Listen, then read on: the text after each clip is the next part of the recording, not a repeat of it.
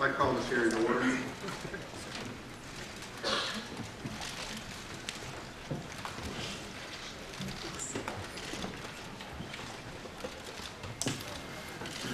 Director Comey, I appreciate your willingness to appear before the committee today, and more importantly, I thank you for your dedicated service and leadership to the Federal Bureau of Investigation. Your appearance today speaks to the trust we have built over the years, and I'm looking forward to a very open and candid discussion today. I'd like to remind my colleagues that we will reconvene in closed session at 1 p.m. today, and I ask that you reserve for that venue any questions that might get into classified information. The Director has been very gracious with his time, but the Vice Chairman and I have worked out a very specific timeline for his commitment to be on the Hill, so we will do everything we can to meet that agreement. The Senate Select Committee on Intelligence exists to certify for the other 85 members of the United States Senate and the American people that the intelligence community is operating lawfully and has the necessary authorities and tools to accomplish its mission and keep America safe.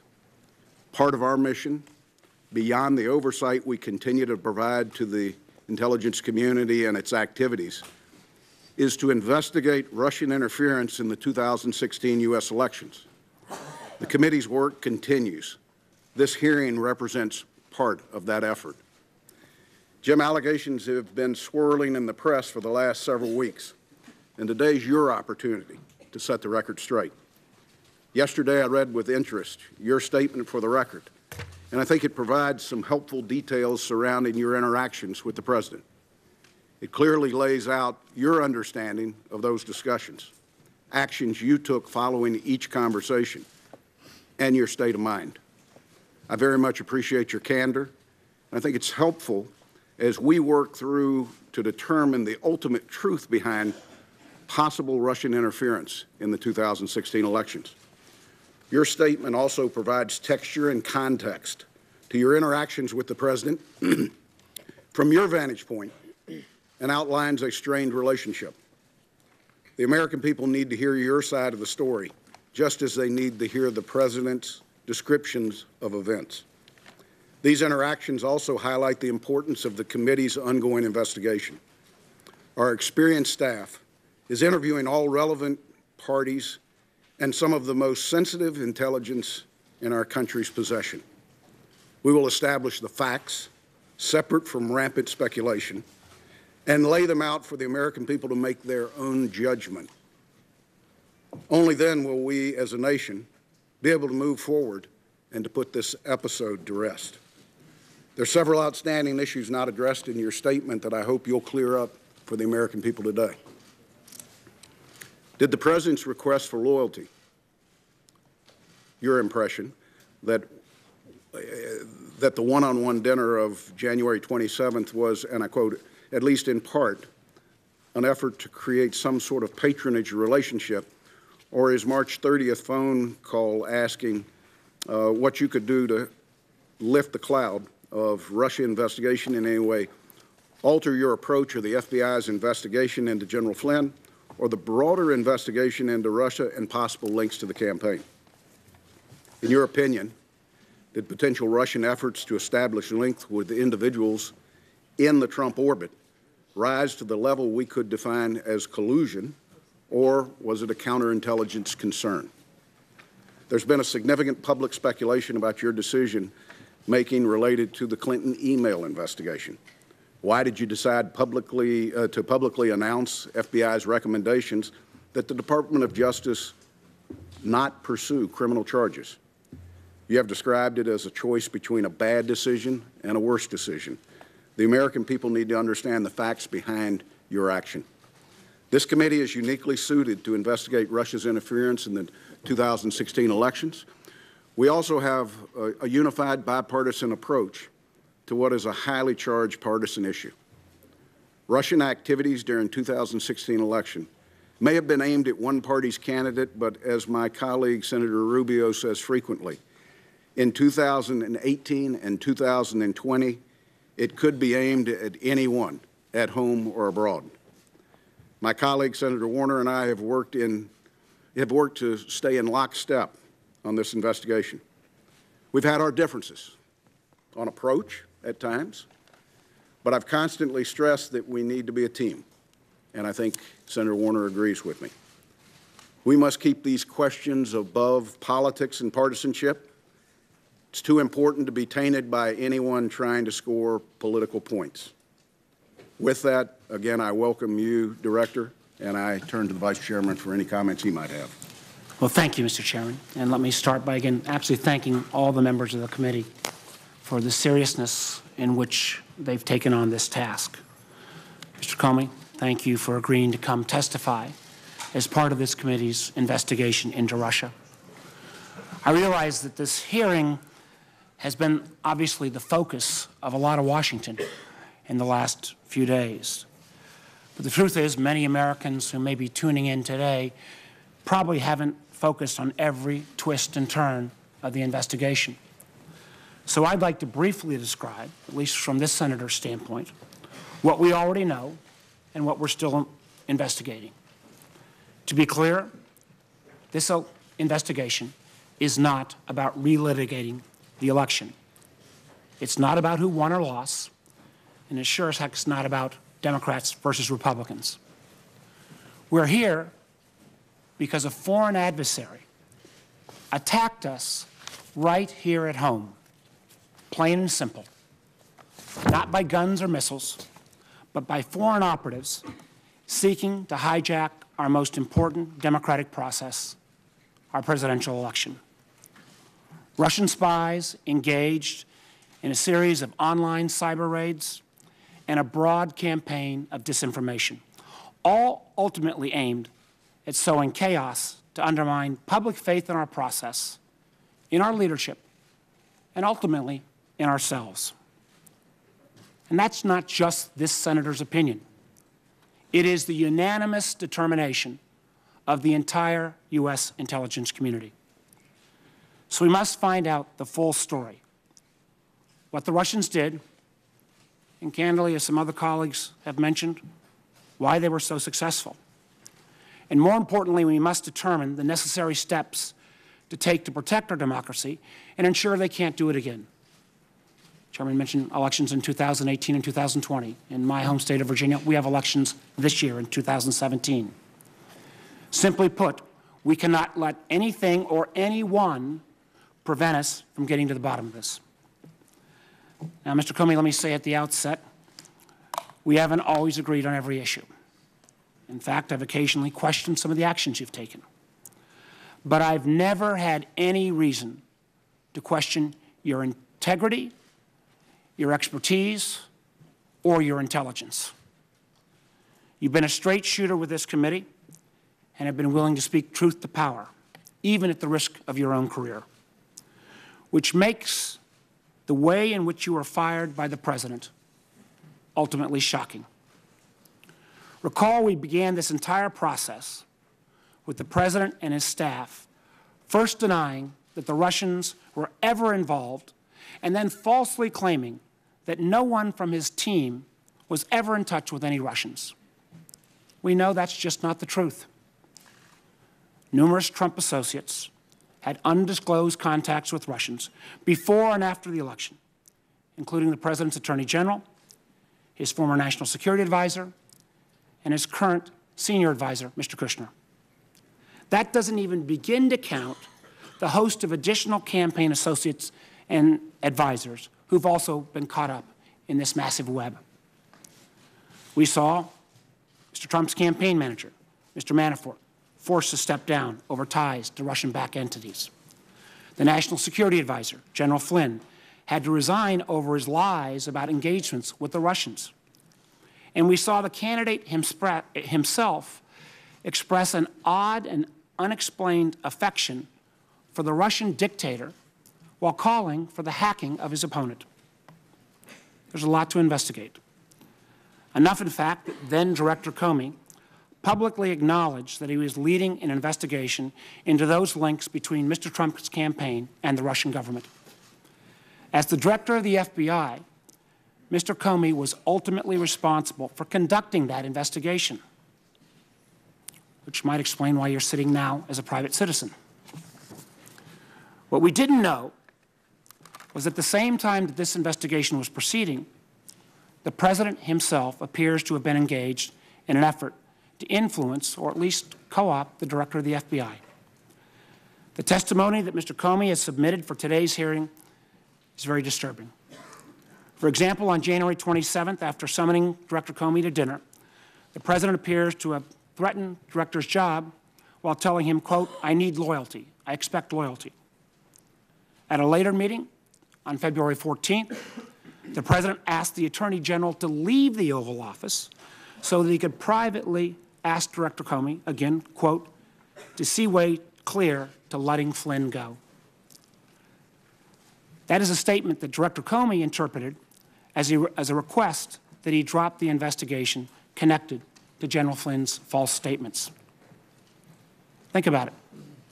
The President of the United States asking the FBI director to drop an ongoing investigation. And after that, the President called the FBI director on 2 additional occasions, March 30th and April 11th, and asked him again, quote, to lift the cloud on the Russia investigation. Now, Director Comey denied each of these improper requests. The loyalty pledge, the admonition to drop the Flynn investigation, the request to lift the cloud on the Russia investigation. Of course, after his refusals, Director Comey was fired. The initial explanation for the firing didn't pass any smell test. Somehow Director Comey was fired because he didn't treat Hillary Clinton appropriately. Of course, that explanation lasted about a day because the President himself then made very clear that he was thinking about Russia when he decided to fire Director Comey. Shockingly, reports suggest that the President admitted as much in an Oval Office meeting with the Russians the day after Director Comey was fired. Disparaging our country's top law enforcement official as a quote-unquote nut job, the President allegedly suggested that his firing relieved great pressure on his feelings about Russia. This is not happening in isolation. At the same time the President was engaged in these efforts with Director Comey, he was also, at least allegedly, asking senior leaders of the intelligence community to downplay the Russian investigation or to intervene with the director.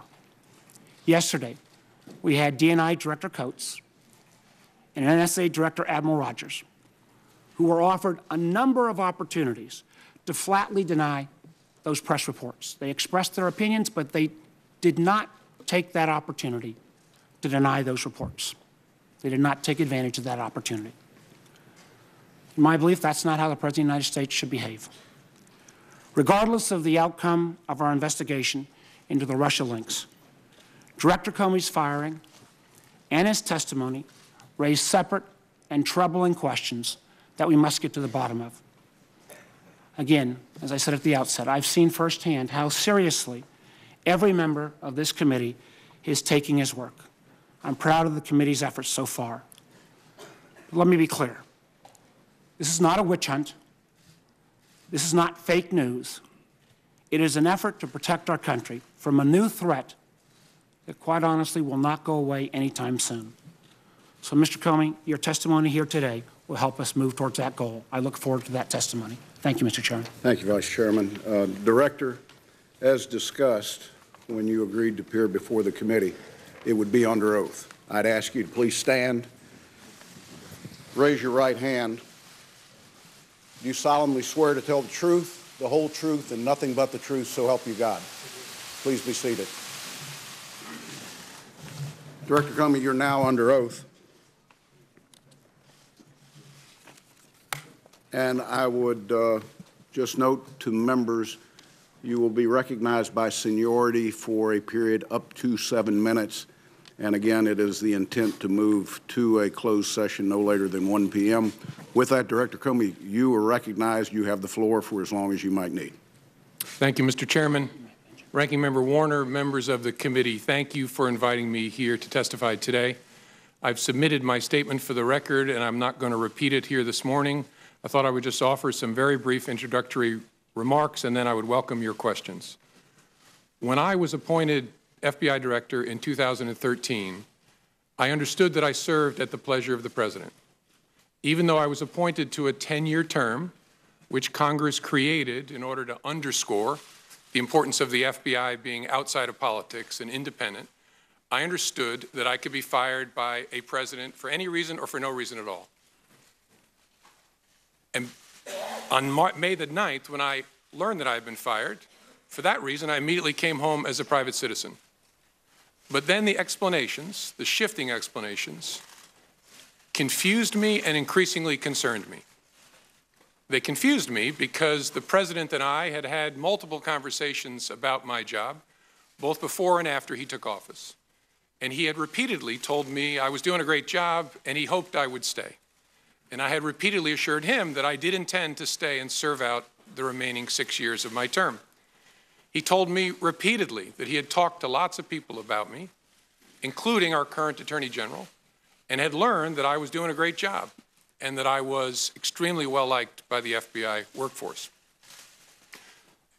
So it confused me when I saw on television the President saying that he actually fired me because of the Russia investigation, and learned again from the media that he was telling privately other parties that my firing had relieved great pressure on the Russia investigation.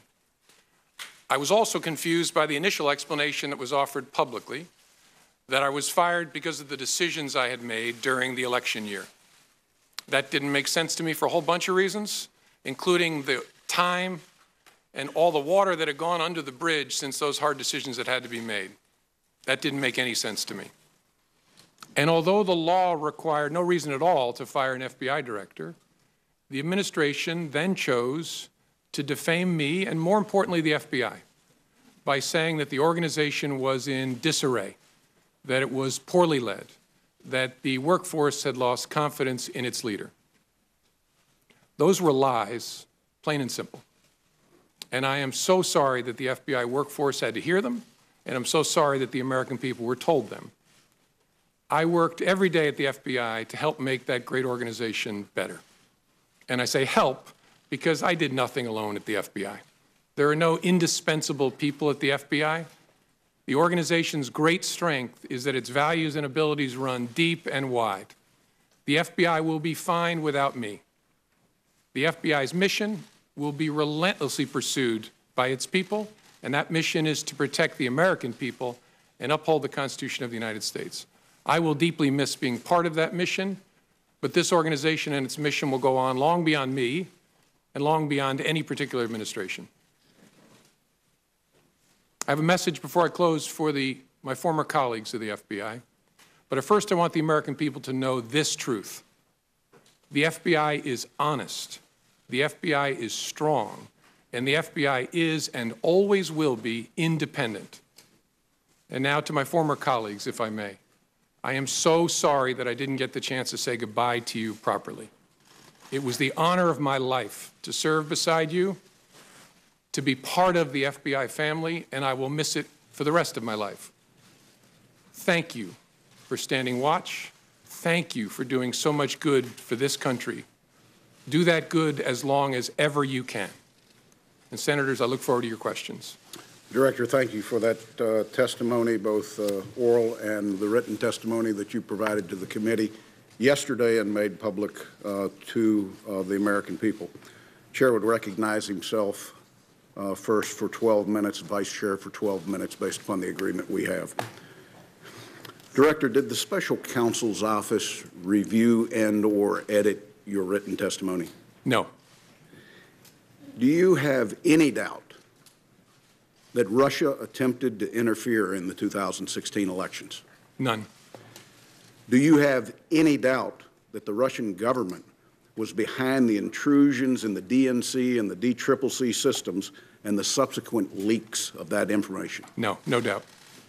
Do you have any doubt that the Russian government was behind the cyber intrusion into state voter files? No. Do you have any doubt that officials of the Russian government were fully aware of these activities? No doubt. Are you confident that no votes cast in the 2016 presidential election were altered? I'm confident. By the time when I left as director, I had seen no indication of that whatsoever. Director Comey, did the President at any time ask you to stop the FBI investigation into Russian involvement in the 2016 U.S. elections? Not to my understanding, no. Did any individual working for this administration, including the Justice Department, ask you to stop the Russian investigation? No. Director, when the President requested that you, and I quote, let Flynn go, General Flynn had an unreported contact with the Russians, which is an offense. And if press accounts are right, there might have been discrepancies between facts and his FBI testimony. In your estimation, was General Flynn at that time in serious legal jeopardy? And in addition to that, do you sense that the President was trying to obstruct justice or just seek for a way for Mike Flynn to save face, given he had already been fired? Well, General Flynn at that point in time was in legal jeopardy. There was an open FBI criminal investigation of his statements in connection with the Russian contacts and the contacts themselves. And so that was my assessment at the time. I don't think it's for me to say whether the conversation I had with the President was an effort to obstruct. I took it as a very disturbing thing, very concerning, but that's a conclusion I'm sure the special counsel will work towards to try and understand what the intention was there and whether that's an offense. Director, is it possible that as part of this FBI investigation, the FBI could find evidence of criminality that is not tied to the 2016 elections, possible collusion, or coordination with Russians? Sure. So there could be something that just fits a criminal aspect to this that doesn't have anything to do with the 2016 election cycle. Correct. In any complex investigation, when you start turning over rocks, sometimes you find things that are unrelated to the primary investigation that are criminal in nature. Director Comey, you have been criticized publicly for the decision to present your findings on the email investigation directly to the American people. Have you learned anything since that time that would have changed what you said or how you chose to inform the American people? Honestly, no. I mean, it caused a whole lot of personal pain for me, but as I look back, given what I knew at the time and even what I've learned since, I think it was the best way to try and protect the justice institution, including the FBI. In the public domain is this question of the Steele dossier, a document that has been around now for over a year. I'm not sure when the FBI first took possession of it, but the media had it before you had it and we had it. At the time of your departure from the FBI, was the FBI able to confirm any criminal allegations contained in the Steele document? Mr. Chairman, I don't think that's a question I can answer in an open setting because it goes into the details of the investigation.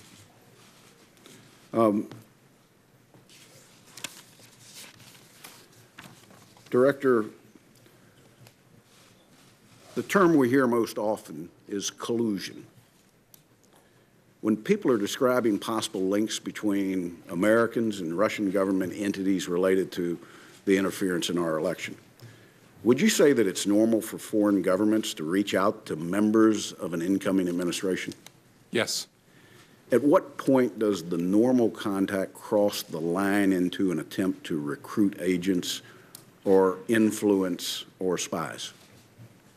Difficult to say in the abstract. It depends upon the context, whether there's an effort to keep it covert, what the nature of the requests made of the American by the foreign government are. It's a judgment call based on a whole lot of facts. At what point would that recruitment become a counterintelligence threat to our country? Again, difficult to answer in the abstract, but when a foreign power is using especially coercion or some sort of pressure to try and co-opt an American, especially a government official, to act on its behalf, that's a serious concern to the FBI and at the heart of the FBI's counterintelligence mission. So if you've got a 36-page document of specific claims that are out there, the FBI would have to, for counterintelligence reasons, try to verify anything that might be claimed in there. One, and probably first and foremost, is the counterintelligence concerns that we have about blackmail. Would that be an accurate statement? Yes. If the FBI receives a credible allegation that there is some effort to co-opt, coerce, direct, employ covertly an American on behalf of the foreign power, that's the basis on which a counterintelligence investigation is opened. And when you read the dossier, what was your reaction, given that it was 100% directed at the President-elect? Not a question I can answer in an open setting, Mr. Chairman. Okay. When did you become aware of the cyber intrusion? The first there's all kinds of cyber intrusions going on all the time. The first Russia-connected cyber intrusion I became aware of in the late summer of 2015. And in that time frame, there were more than the DNC and the DCCC that were targets. Correct. There was a massive effort to target government and non-governmental, near-governmental agencies like nonprofits. What would be the estimate of how many entities out there the Russians specifically targeted in that time frame? It's hundreds. I suppose it could be more than 1,000, but it's at least hundreds. When did you become aware that data had been exfiltrated? I'm not sure exactly. I think either late 15 or early 16. And did you, the director of the FBI, have conversations with the last administration about the risk that this posed? Yes. And share with us, if you will, what actions they took. Well, the FBI had already undertaken an effort to notify all the victims, and that's what we consider the entities that were attacked as part of this massive spear phishing campaign. And so we notified them in an effort to disrupt what might be ongoing. And then there was a series of continuing interactions with entities through the rest of 15 into 16. And then throughout 16, the administration was trying to decide how to respond to the intrusion activity that it saw. And the FBI, in this case, unlike other cases that you might investigate, did you ever have access to the actual hardware that was hacked, or did you have to rely on a third party to provide you the data that they had collected? In the case of the DNC, and I believe the DCCC, but I'm sure the DNC, we did not have access to the devices themselves. We got relevant forensic information from a private party, a high-class entity that had done the work, but we didn't get direct access. But no content? Correct. Isn't content an important part of the forensics from a counterintelligence standpoint? It is, although what was briefed to me by my folks, the people who were my folks at the time, is that they had gotten the information from the private party that they needed to understand the intrusion by the spring of 2016. Let me go back, if I can, very briefly, to the decision to publicly go out with your results on the email. Was your decision influenced by the Attorney General's tarmac meeting with the former President Bill Clinton? Yes, in a ultimately conclusive way. That was the thing that capped it for me, that I had to do something separately to protect the credibility of the investigation, which meant both the FBI and the Justice Department. Were there other things that contributed to that that you can describe in an open session? There were other things that contributed to that. One significant item I can't. I know the committee's been briefed on. There's been some public accounts of it which are nonsense, but I understand the committee's been briefed on the classified facts. Probably the only other consideration that I guess I can talk about in an open setting is that at one point the Attorney General had directed me not to call it an investigation, but instead to call it a matter, which confused me and concerned me. But that was one of the bricks in the load that led me to conclude I have to step away from the department if we're to close this case credibly. Director, my last question. You're not only a seasoned prosecutor, you've led the FBI for years. You understand the investigative process. You've worked with this committee closely, and we're grateful to you because I think we've mutually built trust in what your organization does and what we do. Is there any doubt in your mind that this committee can carry out its oversight role in the 2016 Russian involvement in the elections in parallel with the now special counsel that's been set up? No, no doubt. It can be done. It requires lots of conversations. But Bob Mueller is one of this country's great, great pros, and I'm sure you all will be able to work it out with him to run it in parallel. I want to thank you once again. I want to turn to the Vice Chairman. Thank you, Mr. Chairman. And again, Director Comey, thank you for your service. And your comments to your FBI family, I know were heartfelt. Know that even though there are some in the administration who've tried to smear your reputation, you had Acting Director McCabe in public testimony a few weeks back and in public testimony yesterday reaffirm that the vast majority of the FBI community had great trust in your leadership and obviously trust in your integrity. I want to go through a number of the meetings that you referenced in your testimony. And let's start with the January 6th meeting in Trump Tower, where you went up with a series of officials to brief the President-elect on the Russia investigation. My understanding is you remained afterwards to brief him on, again, quote, some personally sensitive aspects of the information you relayed. Now, you said after that briefing, you felt compelled to document that conversation, that you actually started documenting it as soon as you got into the car. Now, you've had extensive experience at the Department of Justice and at the FBI. You've worked under presidents of both parties. What was it about that meeting that led you to determine that you needed to start putting down a written record? A combination of things. I think the circumstances, the subject matter, and the person I was interacting with. Circumstances first, I was alone with the President of the United States, or the President-elect, soon to be President.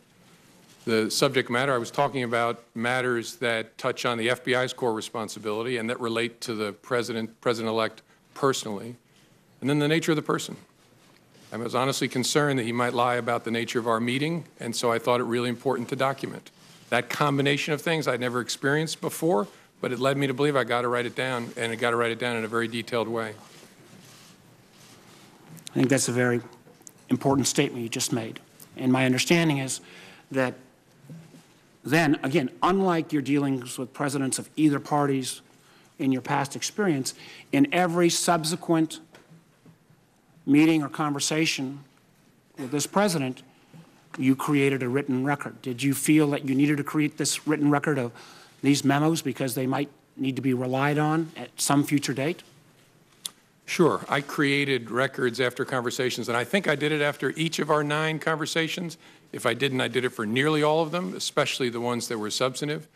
I knew that there might come a day when I would need a record of what had happened, not just to defend myself, but to defend the FBI and our integrity as an institution and the independence of our investigative function. That's what made this so difficult, is it was a combination of circumstances, subject matter, and the particular person. And so in all your experience, this was the only president that you felt like in every meeting you needed to document, because at some point, using your words, he might put out a non-truthful representation of that meeting. Now, that's right, Senator. And I, as I said in my written testimony, as FBI Director, I interacted with President Obama, and I spoke only twice in 3 years and didn't document it. When I was Deputy Attorney General, I had one-on-one meeting with President Bush about a very important and difficult national security matter. I didn't write a memo documenting that conversation either. Sent a quick email to my staff to let them know there was something going on. But I didn't feel with President Bush the need to document it in that way. Again, because the combination of those factors just wasn't present with either President Bush or President Obama. I think that is very significant. I think others will probably question that. Now, the Chairman and I have requested those memos. It is our hope that the FBI will get this committee access to those memos so that, again, we can read that contemporaneous rendition so that we've got your side of the story. Now, I know members have said and press have said that if you were, a great deal has been made of whether the President, you are asked to, in effect, indicate whether the President was the subject of any investigation. And my understanding is prior to your meeting on January 6th, you discussed with your leadership team whether or not you should be prepared to assure then President-elect Trump that the FBI was not investigating him personally. Now, my understanding is your leadership team agreed with that, but was that a unanimous decision? Was there any debate about that? It wasn't unanimous. One of the members of the leadership team had a view that although it was technically true, we did not have a counterintelligence file case open on then President-elect Trump. His concern was because we're looking at the potential, again, that's the subject of the investigation, coordination between the campaign and Russia, because it was President Trump, President-elect Trump's campaign, this person's view was inevitably his behavior, his conduct will fall within the scope of that work, and so he was reluctant to make the statement that I made. I disagreed. I thought it was fair to say what was literally true. There is not a counterintelligence investigation of Mr. Trump, and I decided in the moment to say it, given the nature of our conversation. At that moment in time, did you ever revisit that as in these subsequent sessions? With the FBI leadership team? Sure. Team. And the leader who had that view, it didn't change. His view was still that it was probably, although literally true, his concern was it could be misleading because the nature of the investigation was such that it might well touch, obviously it would touch the campaign, and the person at the head of the campaign would be the candidate. And so that was his view throughout. Let me move to the January 27th dinner, where you said, quote, "The President began by asking me whether I wanted to stay on as FBI Director. He also indicated that lots of people, again your words, wanted the job. You go on to say that the dinner itself was seemingly an effort to, quote, have you ask him for your job and create some sort of, quote unquote, patronage relationship. The President seems, from my reading of your memo, to be holding your job or your possibility of continuing in your job over your head in a fairly direct way. What was your impression, and what did you mean by this notion of a patronage relationship? Well, my impression, and again, it's my impression, I could always be wrong, but my common sense told me that what was going on is either he had concluded or someone had told him that you've already asked Comey to stay and you didn't get anything for it, and that the dinner was an effort to build a relationship. In fact, he asked specifically of loyalty in the context of asking me to stay. And as I said, what was odd about that is we'd already talked twice about it by that point, and he'd said, I very much hope you'll stay. I hope you'll stay. In fact, I just remembered sitting here, a third one, when you've seen the picture of me walking across the blue room, and what the President whispered in my ear was, I really look forward to working with you. So after those encounters— And that was just a few days before you were fired. Yeah, that was on the Sunday after the inauguration. The next Friday, I have dinner, and the President begins by wanting to talk about my job. And so I'm sitting there thinking, wait a minute, 3 times you've already asked me to stay or talked about me staying. My common sense, again, I could be wrong, but my common sense told me what's going on here is that he's looking to get something in exchange for granting my request to stay in the job. Again, we all understand, I was a governor, I had people work for me, but this constant request, and again, quoting you, him saying that he, despite you explaining your independence, he kept coming back to, I need loyalty, I expect loyalty. Had you ever had any of those kind of requests before from anyone else you'd worked for in the government? No. And what made me uneasy was, I'm, at that point, the director of the FBI. The reason that Congress created a 10-year term is so that the director is not feeling as if they're serving with political loyalty owed to any particular person. The statue of justice has a blindfold on because you're not supposed to be peeking out to see whether your patron is pleased or not with what you're doing. It should be about the facts and the law. That's why I became FBI director, to be in that kind of position. So that's why I was so uneasy. Well, let me move on. My time's running out. February 14th, again, it seems a bit strange. You were in a meeting, and your direct superior, the Attorney General, was in that meeting as well. Yet the President asked everyone to leave, including the Attorney General to leave, before he brought up the matter of General Flynn. What was your impression of that type of action? And had you ever seen anything like that before? No. My impression was something big is about to happen. I need to remember every single word that is spoken. And again, I could be wrong. I'm 56 years old. I've been seen a few things. My sense was the Attorney General knew he shouldn't be leaving, which is why he was lingering. And I don't know Mr. Kushner well, but I think he picked up on the same thing. And so I knew something was about to happen that I needed to pay very close attention to. And I found it very interesting that in the memo that you wrote after this February 14th pull-aside, you made clear that you wrote that memo in a way that was unclassified. If you affirmatively made the decision to write a memo that was unclassified, was that because you felt at some point the facts of that meeting would have to come clean and come clear and actually be able to be cleared in a way that could be shared with the American people?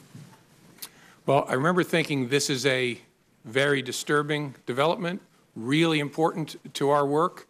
I need to document it and preserve it in a way, and this committee gets this, but sometimes when things are classified, it tangles them up. It's hard to share it within an investigative team. You have to be very careful about how you handle it for good reason. So my thinking was, if I write it in such a way that I don't include anything that would trigger a classification, that'll make it easier for us to discuss within the FBI and the government, and to hold on to it in a way that makes it accessible to us. Well, again, it's our hope, particularly since you're a pretty knowledgeable guy and you wrote this in a way that was unclassified, that this committee will get access to that unclassified document. I think it would be very important to our investigation. Let me just ask this in closing. How many ongoing investigations at any time does the FBI have? Going on? Tens of thousands. Tens of thousands. Did the President ever ask about any other ongoing investigation? No. Did he ever ask about you trying to interfere on any other investigation? No. I think, again, this speaks volumes. This doesn't even get to the questions around the phone calls about lifting the cloud. I know other members will get to that, but I really appreciate your testimony and appreciate your service to our nation. Thank you, Senator Warner. You know, I'm sitting here going through my contacts with him. I had one conversation with the President that was classified where he asked about an ongoing intelligence investigation. It was brief and entirely professional. But he didn't ask you to take any specific action on that, unlike what he had done vis-a-vis Mr. Flynn and the overall Russia investigation. Correct. Thank you, sir. Senator Risch. Thank you very much. Mr. Comey, thank you for your service. America needs more like you, and we really appreciate it. Yesterday, I got, and everybody got, the 7 pages of your direct testimony that's now part of the record here. And the first, I read it, then I read it again, and all I could think was, number one, how much I hated the class of legal writing when I was in law school.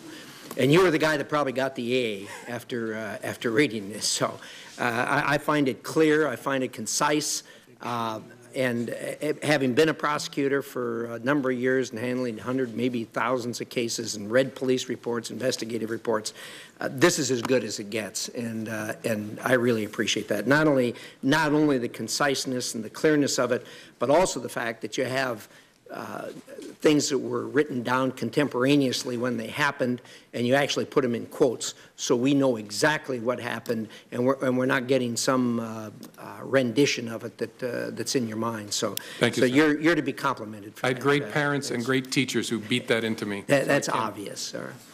The chairman walked you through a number of things that the American people need to know and want to know. Number one, obviously, we all know about the active measures that the Russians have taken. I think a lot of people were surprised at this. Those of us that work in the intelligence community, it didn't come as a surprise, but now the American people know this, and it's good they know this because this is serious and it's a problem. I think, secondly, I gather from all this that you're willing to say now that while you were director, the President of the United States was not under investigation. Is that a fair statement? That's correct. All right. So that's a fact that we can rely on at this point. Yes, sir. Okay.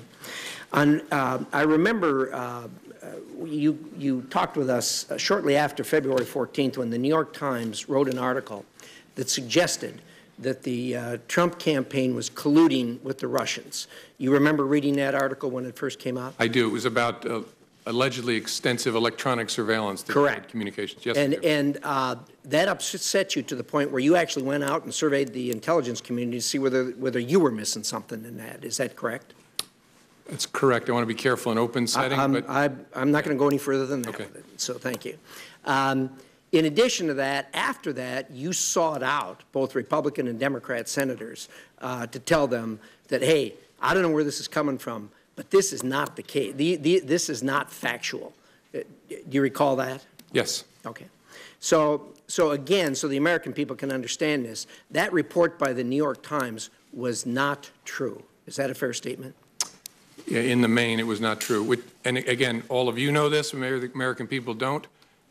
The challenge, and I'm not picking on reporters about writing stories about classified information, is the people talking about it often don't really know what's going on, and those of us who actually know what's going on are not talking about it.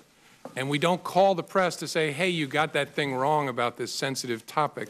We just have to leave it there. I mentioned to the chairman the nonsense around what influenced me to make the July 5th statement. Nonsense, but I can't go explaining how it's nonsense. Thank you. All right, so those three things we now know regarding the active measures with the president's under investigation and the collusion between the Trump campaign and the Russians. I want to drill right down, as my time is limited, to the most recent dust-up regarding allegations that the President of the United States obstructed justice. And, boy, you nailed this down on page 5, paragraph 3. You put this in quotes. Words matter. You wrote down the words so we can all have the words in front of us now. There's 28 words there that are in quotes, and it says, quote, I hope this is the President speaking, I hope you can see your way clear to letting this go, to letting Flynn go. He is a good guy. I hope you can let this go. Now, those are his exact words. Is that correct? Correct. And you wrote them here and you put them in quotes? Correct. Okay. Thank you for that. He did not direct you to let it go. Not in his words, no. He did not order you to let it go. Again, those words are not an order. No. He said, I hope. Now, like me, you probably did hundreds of cases, maybe thousands of cases, charging people with criminal offenses. And of course, you have knowledge of the thousands of cases out there that where people have been charged. Do you know of any case where a person has been charged for obstruction of justice, or for that matter, any other criminal offense, where they said or thought they hoped for an outcome? I don't know well enough to answer. And the reason I keep saying his words is I took it as a direction. Right. I mean, this is the President of the United States with me alone saying, I hope this. I took it as this is what he wants me to do. Now, I didn't obey that, but that's the way I took it. You may have taken it as a direction, but that's not what he said. Correct. That's why he said, I hope. Those are exact words, Okay. correct. You don't know of anyone that's ever been charged for hoping something. Is that a fair statement? I don't as I sit here. Yeah, thank you. Thank you, Mr. Chairman. Senator Feinstein. Thanks very much, Mr. Chairman. Mr. Comey, I just want you to know that I have great respect for you. Senator Cornyn and I sit on the Judiciary Committee, so we have occasion to have you before us. And I know that you're a man of strength and integrity. And I really regret the situation that we all find ourselves in. I just want to say that. Let me begin with one overarching question. Why do you believe you were fired? I guess I don't know for sure. I believe I take the President at his word that I was fired because of the Russia investigation. Something about the way I was conducting it, the President felt created pressure on him that he wanted to relieve. Again, I didn't know that at the time, but I've watched his interview. I've read the press accounts of his conversations, so I take him at his word there. Now, look, I could be wrong. Maybe he's saying something that's not true, but I take him at his word, at least based on what I know now. Talk for a moment about his request that you pledge loyalty and your response to that and what impact you believe that had. I don't know for sure because I don't know the President well enough to read him well. I think it was, first of all, our relationship didn't get off to a great start given the conversation I had to have on January 6th. This was not, this didn't improve the relationship because it was very, very awkward. He was asking for something and I was refusing to give it.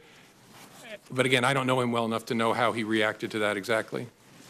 Do you believe the Russia investigation played a role? And why I was fired? Yes. Yes, because I've seen the President say so.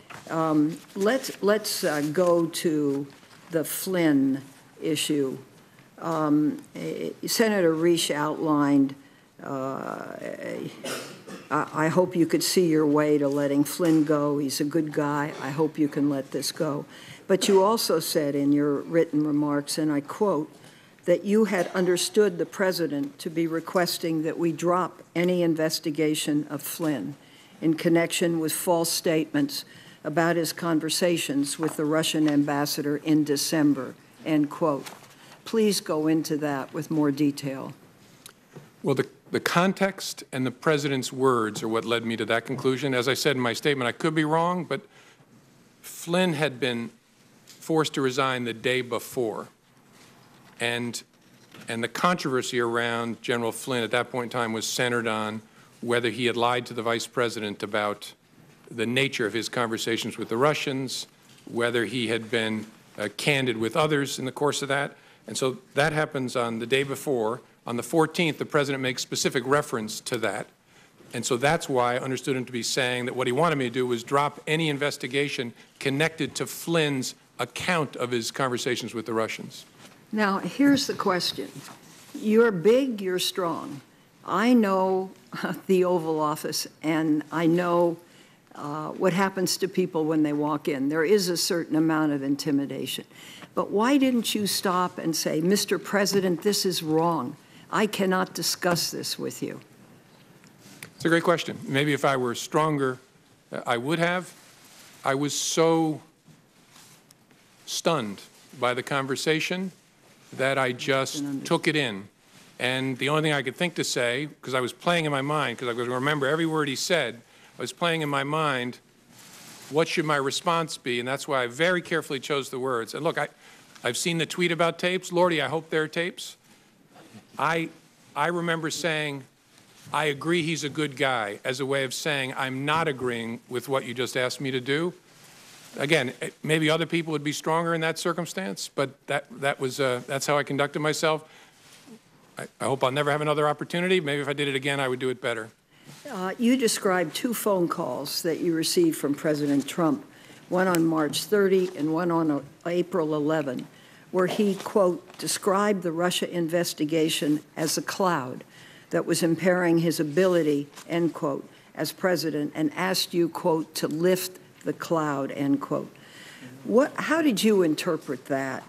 And what did you believe he wanted you to do? I interpreted that as he was frustrated that the Russia investigation was taking up so much time and energy. I think he meant of the executive branch, but in the public square in general, and it was making it difficult for him to focus on other priorities of his. But what he asked me was actually narrower than that. So I think what he meant by the cloud, and again, I could be wrong, but what I think he meant by the cloud was the entire investigation is taking up oxygen and making it hard for me to focus on the things I want to focus on. The ask was to get it out that I, the president, am not personally under investigation.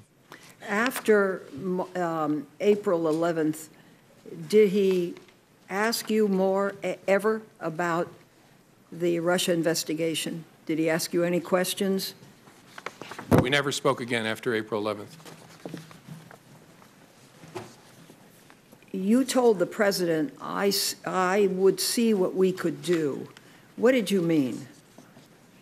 That was kind of a slightly cowardly way of trying to avoid telling him we're not going to do that, that I would see what we could do. It was a way of kind of getting off the phone, frankly. And then I turned and handed it to the acting Deputy Attorney General, Mr. Bente. So I wanted to go into that.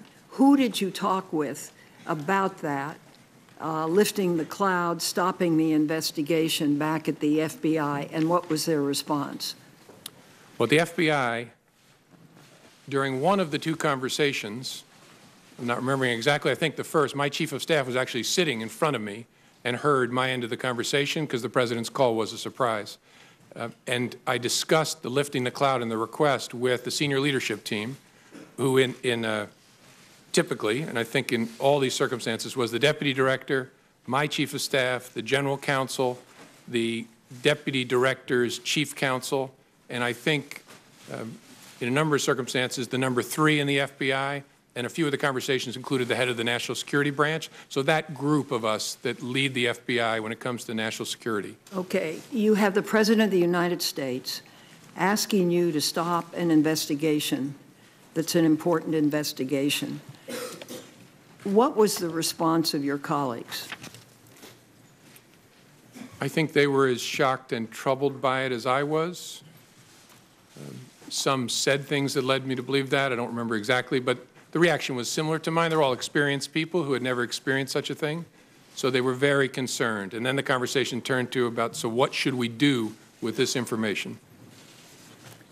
And that was a struggle for us because we are the leaders of the FBI, so it's been reported to us in that I heard it and now I've shared it with the leaders of the FBI. Our conversation was, should we share this with any senior officials at the Justice Department? Our absolute primary concern was we can't infect the investigative team. We don't want the agents and analysts working on this to know the President of the United States has asked, and when it comes from the President, I took it as a direction, to get rid of this investigation because we're not going to follow that request. And so we decided we got to keep it away from our troops. But is there anybody else we ought to tell at the Justice Department? And as I laid out in my statement, we considered whether to tell the Attorney General, decided that didn't make sense because we believed, rightly, that he was shortly going to recuse. There were no other Senate-confirmed leaders in the Justice Department at that point. The Deputy Attorney General was Mr. Bente, who was acting and going to be shortly in that seat. And we decided the best move would be to hold it, keep it in a box, document it, as we had already done, and then this investigation is going to go on, figure out what to do with it down the road. Is there a way to corroborate this? Our view at the time was, look, it's your word against the President's. There's no way to corroborate this. My view of that changed when the prospect of tapes was raised, but that's how we thought about it then. Thank you, Mr. Chairman. Senator Rubio. Thank you. Director Comey, the meeting in the Oval Office where he made the request about Mike Flynn, was that the only time he asked you to hopefully let it go? Yes. And in that meeting, as you understood it, he was asking not about the general Russia investigation. He was asking very specifically about the jeopardy that Flynn was in himself. That's how I understood it, yes, sir. And as you perceived it, while it was a request that you hoped you did away with it, you perceived it as an order, given his position, the setting, and the like, and some of the circumstances. Yes. At the time, did you say anything to the President about that is not an appropriate request, or did you tell the White House counsel that is not an appropriate request? Someone needs to go tell the President that he can't do these things? I didn't, no. Okay. Why? I don't know. I think, as I said earlier, I think the circumstances were such that I was a bit stunned and didn't have the presence of mind. And I don't know, I don't want to make you sound like I'm Captain Courageous. I don't know whether, even if I had the presence of mind, I would have said to the President, sir, that's wrong. I don't know whether I would have. Okay. But in the moment, it didn't come to my mind. What came to my mind is be careful what you say. And so I said, I agree Flynn is a good guy. So on the cloud, we keep talking about this cloud. You perceive the cloud to be the Russian investigation in general. Yes, sir. Right? But the specific ask was that you would tell the American people what you had already told him, what you had already told the leaders of Congress, both Democrats and Republicans, that he was not personally under investigation. Yes, sir. In fact, he was asking you to do what you have done here today. Correct. Yes, sir. Okay. And again, at that setting, did you say to the President that it would be inappropriate for you to do so and then talk to the White House counsel or anybody so hopefully they would talk to him and tell him that he couldn't do this? First time I said, I'll see what we can do. Second time, I explained how it should work, that the White House counsel should contact the Deputy Attorney General. You told him the President said, okay, then I think that's what I'll do. And just to be clear, for you to make a public statement that he was not under investigation would not have been illegal, but you felt it made no sense because it could potentially create a duty to correct if circumstances changed. Yes, sir. We wrestled with it before my testimony where I confirmed that there was an investigation, and there were two primary concerns. One was it creates a duty to correct, which I've lived before, and you want to be very careful about doing that. And second, it's a slippery slope because if we say the President and the Vice President aren't under investigation, what's the principled basis for stopping? Okay. And so the leadership at Justice, Acting Attorney General Bente, said you're not going to do that. Now, on March 30th, during the phone call about General Flynn, you said he abruptly shifted and brought up something that you call, quote unquote, the McCabe thing. Specifically, the McCabe thing, as you understood it, was that McCabe's wife had received campaign money from what I assume means Terry McAuliffe. Yes, sir. That's was very close to the Clintons. And so why had the President at any point in time expressed to you concern, opposition, potential opposition to McCabe? I don't like this guy because he got money from someone that's close to Clinton. He had asked me during previous conversations about Andy McCabe and said, in essence, how's he going to be with me as president? I was pretty rough on him on the campaign trail. He was rough on McCabe? He was rough, by his own account. He said he was rough on McCabe and Mrs. McCabe on the campaign trail. How's he going to be? And I assured the President, Andy is a total pro. No issue at all. You got to know the people of the FBI. They are not. So then the President turns to you and says, remember, I never brought up the McCabe thing because you said he was a good guy. Did you perceive that to be a statement that I took care of you, I didn't do something because you told me he was a good guy, so now, I'm asking you potentially for something in return? Is that how you perceived it? I wasn't sure what to make of it, honestly. That's possible, but it was so out of context that I didn't have a clear view of what it was. Now, on a number of occasions here, you bring up, let's talk now about the general Russia investigation, okay? In page 6 of your testimony, you say, the first thing you say is, He asked what we could do to, quote-unquote, lift the cloud, the general Russia investigation, and you responded that we were investigating the matter as quickly as we could and that there would be great benefit if we didn't find anything to having done the work well, and he agreed. He re-emphasized the problems it was causing him, but he agreed. So in essence, the President agreed with your statement that it would be great if we could have an investigation, all the facts came out, and we found nothing. So he agreed that that would be ideal, but this cloud is still messing up my ability to do the rest of my agenda. Is that an accurate assessment of? Yes, sir. He actually went farther than that. He said, and if some of my satellites did something wrong, it'd be good to find that out. Well, that's the second part, and that is the satellites. He said if one of my satellites, I imagine by that he meant some of the other people surrounding his campaign did something wrong, it would be great to know that as well. Yes, sir. That's what he said. So are those the only two instances in which that sort of back and forth happened, where the President was basically saying, and I'm paraphrasing here, it's okay, do the Russia investigation. I hope it all comes out. I have nothing to do with anything Russia. It'd be great if it all came out, if people around me were doing things that were wrong. Yes, as I recorded it accurately there, that was the sentiment he was expressing. Yes, sir. So what it basically comes down to is the President has asked three things of you. He asked for your loyalty, and you said you would be loyally honest. Honestly loyal. Honestly loyal. He asked you on one occasion to let the Mike Flynn thing go because he was a good guy. By the way, you're aware that he said the exact same thing in the press the next day. He's a good guy, he's been treated unfairly, et cetera, et cetera. So I imagine your FBI agents read that.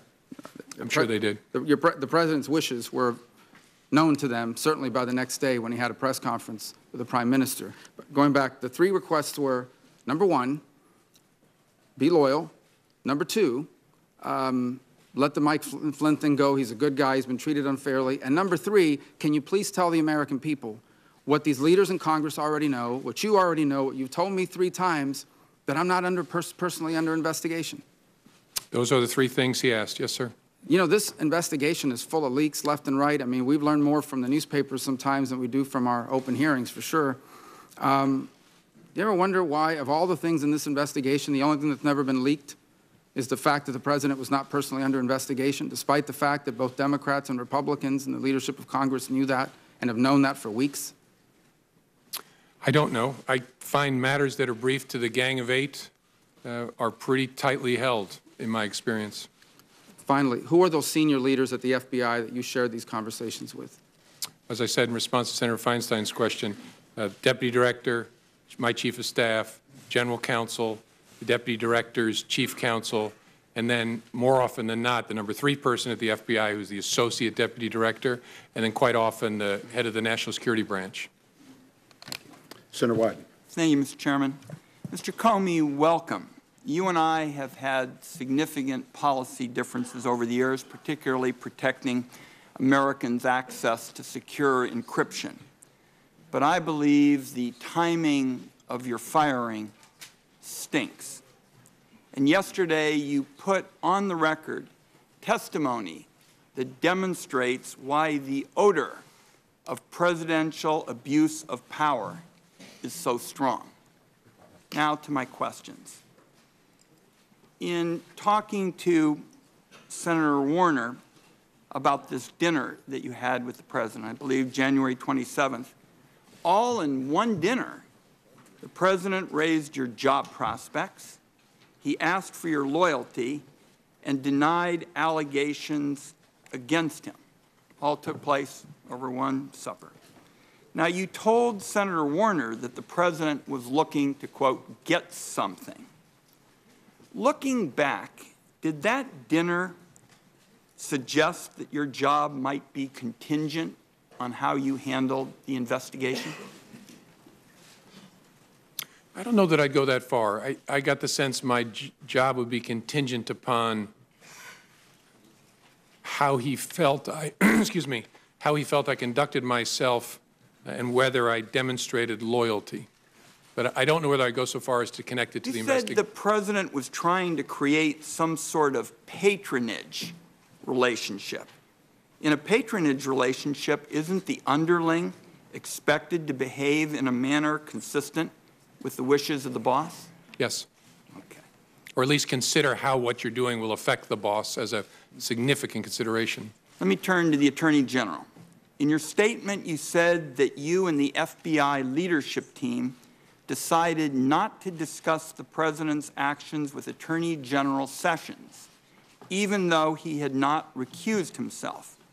What was it about the Attorney General's own interactions with the Russians or his behavior with regard to the investigation that would have led the entire leadership of the FBI to make this decision? Our judgment, as I recall, was that he was very close to and inevitably going to recuse himself for a variety of reasons. We also were aware of facts that I can't discuss in an open setting that would make his continued engagement in a Russia-related investigation problematic. And so we were convinced, and in fact, I think we'd already heard that the career people were recommending that he recuse himself, that he was not going to be in contact with Russia-related matters much longer. And that turned out to be the case. How would you characterize Attorney General Sessions' adherence to his recusal, in particular with regard to his involvement in your firing, which the President has acknowledged was because of the Russian investigation?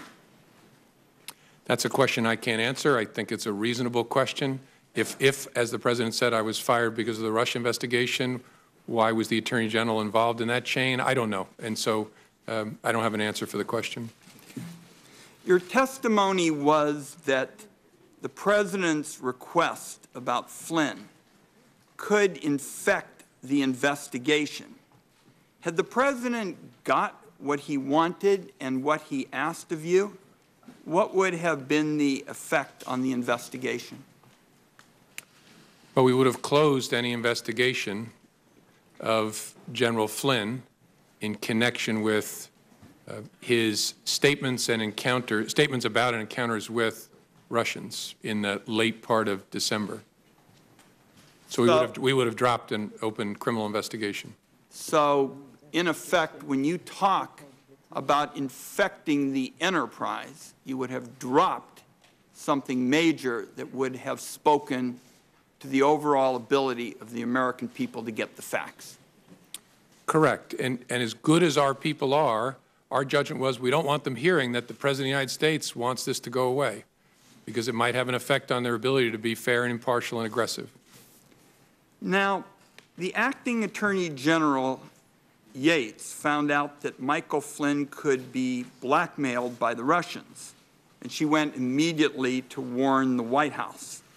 Flynn is gone, but other individuals with contacts with the Russians are still in extremely important positions of power.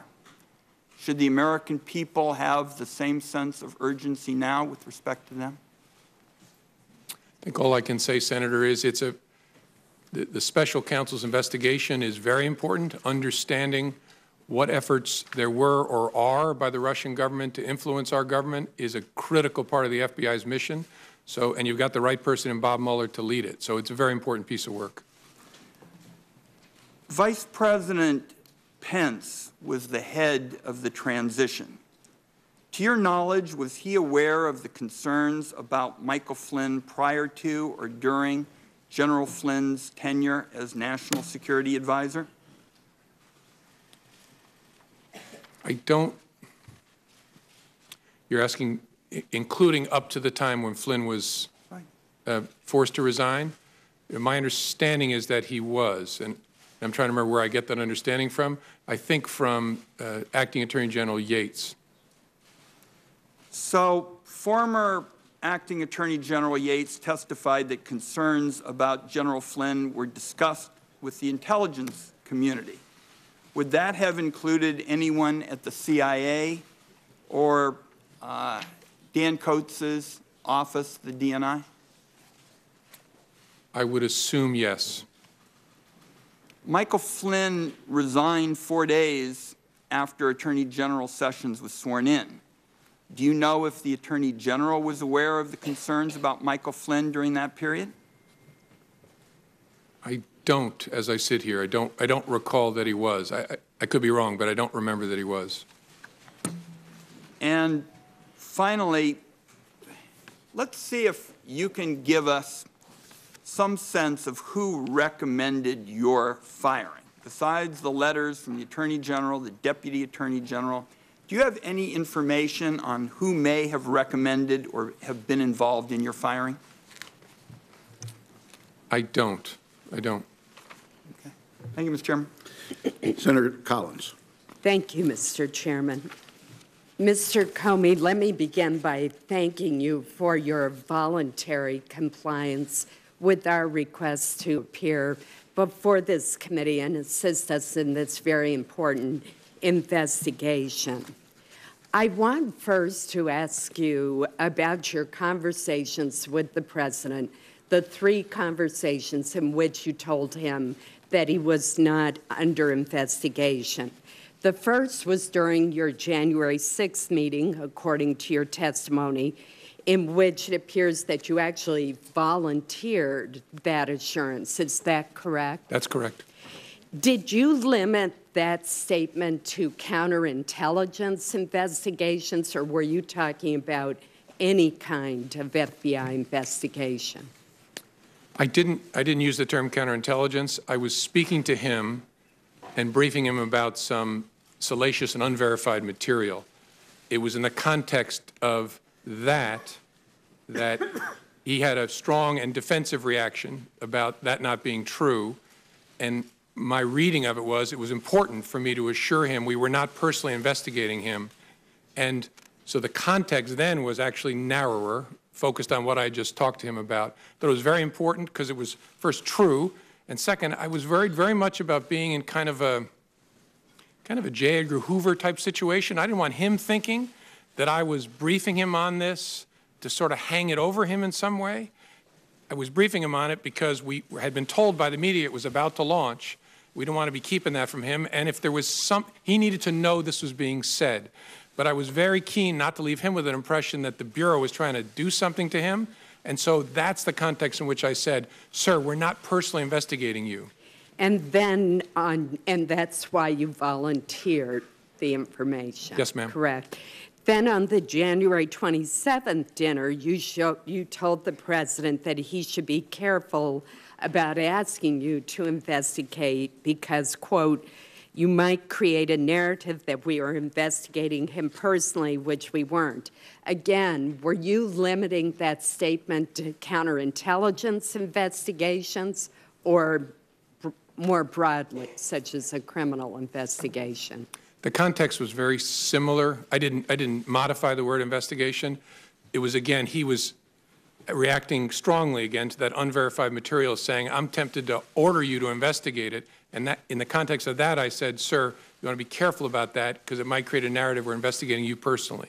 And then there was the March 30th phone call with the President in which you reminded him that congressional leaders have been briefed that we were not personally, the FBI was not personally investigating President Trump. And again, was that statement to congressional leaders and to the President limited to counterintelligence investigations, or was it a broader statement? I'm trying to understand whether there was any kind of investigation of the President underway. No.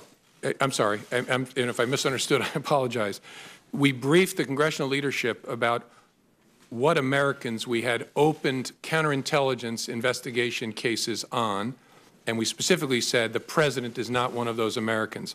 But that there was no other investigation of the President that we were not mentioning at that time. What the context was counterintelligence, but I wasn't trying to hide some criminal investigation of the President. And was the President under investigation at the time of your dismissal on May 9th?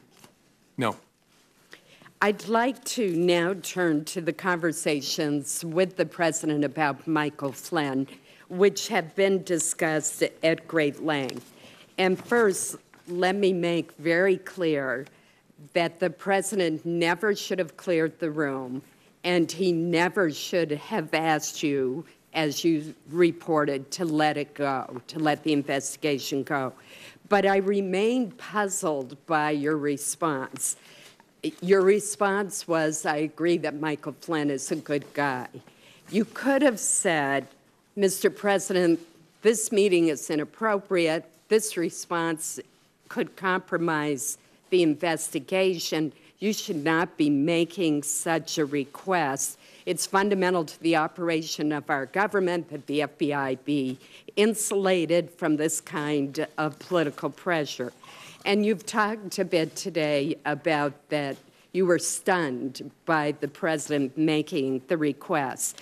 But my question to you is, later on, upon reflection, did you go to anyone at the Department of Justice and ask them to call the White House counsel's office and explain that the president had to have a far better understanding and appreciation of his role vis-a-vis the FBI?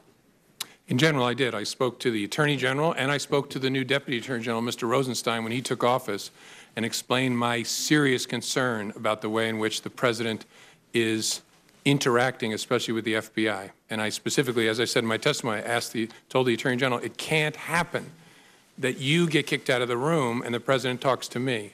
But look, in the room, but why didn't we raise the specific? It was of investigative interest to us to try and figure out, so what just happened with the president's request? So I would not have wanted to alert the White House that it had happened until we figured out, what are we going to do with this investigatively? Your testimony was that you went to Attorney General Sessions and said, don't ever leave me alone with him again. Are you saying that you also told him that he had made a request that you let it go with regard to part of the investigation of Michael Flynn? No, I specifically did not. I did not. Okay. You mentioned that from your very first meeting with the president, you decided to write a memo memorializing the conversation. What was it about that very first meeting that made you write a memo when you had not done that with two previous presidents? As I said, a combination of things. A gut feeling is an important overlay on but the circumstances, that I was alone, the subject matter, and the nature of the person that I was interacting with, and my read of that person. And yeah, and really just a gut feel laying on top of all of that, it's going to be important to protect this organization that I make records of this. And finally, did you show copies of your memos to anyone outside of the Department of Justice? Yes. And to whom did you show copies? I asked, President tweeted on Friday after I got fired that I better hope there's not tapes. I woke up in the middle of the night on Monday night, because it didn't dawn on me originally, that there might be corroboration for our conversation. There might be a tape. And my judgment was I needed to get that out into the public square. And so I asked a friend of mine to share the content of the memo with a reporter. Didn't do it myself for a variety of reasons, but I asked him to because I thought that might prompt the appointment of a special counsel. And so I asked a close friend of mine to do it. And was that Mr. Wittes? No, no. Who was that? A good friend of mine who's a professor at Columbia Law School. Thank you. Senator Heinrich. Mr. Comey, prior to January 27th of this year, have you ever had a one-on-one meeting or a private dinner with a president of the United States? No. I met dinner, no. I had two one-on-ones with President Obama that I laid out in my testimony, once to talk about law enforcement issues, law enforcement and race, which was an important topic throughout for me and for the president, and then once very briefly for him to say goodbye. Were those brief interactions? No. The one about law enforcement and race and policing, we spoke for probably over an hour, just the two of us. How unusual is it to have a one-on-one dinner with the president? Did that strike you as odd? Yeah, so much so that I assumed there would be others, that he couldn't possibly be having dinner with me alone. Do you have an impression that if you had found, if you had behaved differently in that dinner, and I am quite pleased that you did not, but if you had found a way to express some sort of expression of loyalty or given some suggestion that the Flynn criminal investigation might be pursued less vigorously, do you think you would have still been fired? I don't know. It's impossible to say looking back. I don't know. But you felt like those two things were directly relevant to your the kind of relationship that the president was seeking to establish with you? Sure, yes. Yeah. The president has repeatedly talked about the Russian investigation into the U.S. Or Russia's involvement in the U.S. election cycle as a hoax and as fake news. Can you talk a little bit about what you saw as FBI director, and obviously only the parts that you can share in this setting, that demonstrate how serious this action actually was and why there was an investigation in the first place? Yes, sir.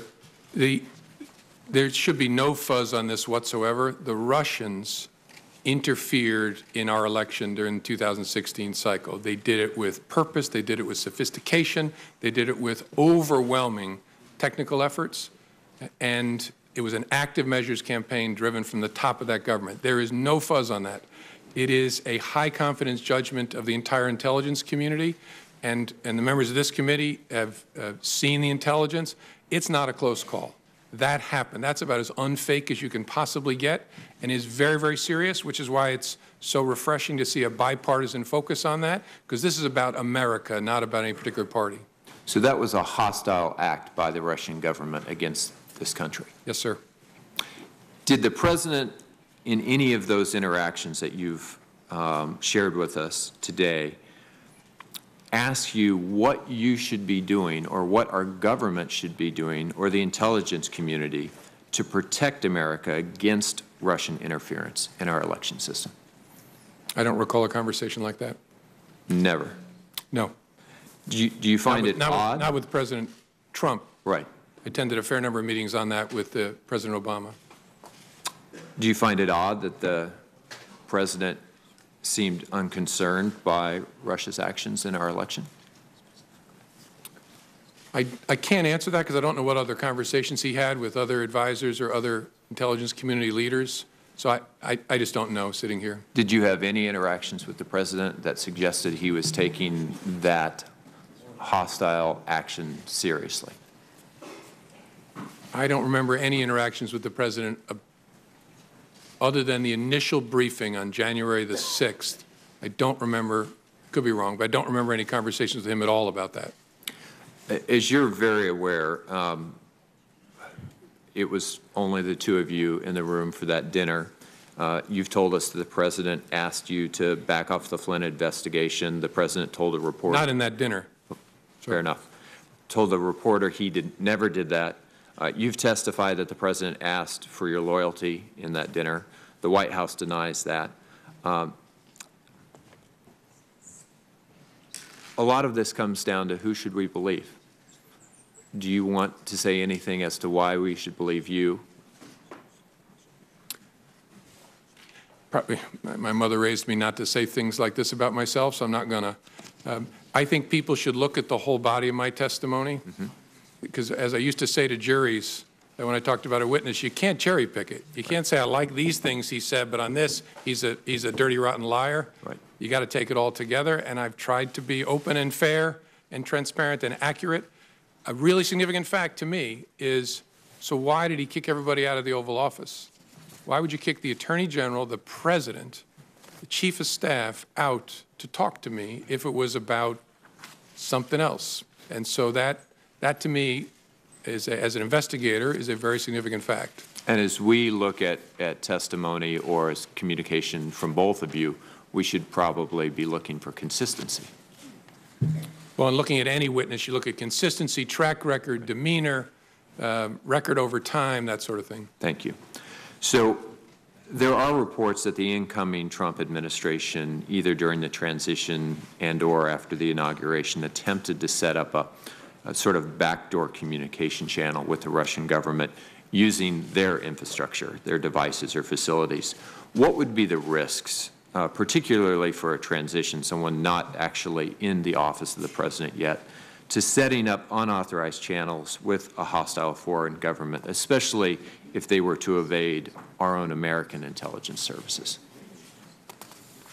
I'm not going to comment on whether that happened in an open setting, but the risk is, primary risk is obvious. You spare the Russians the cost and effort of having to break into our communications channels by using theirs.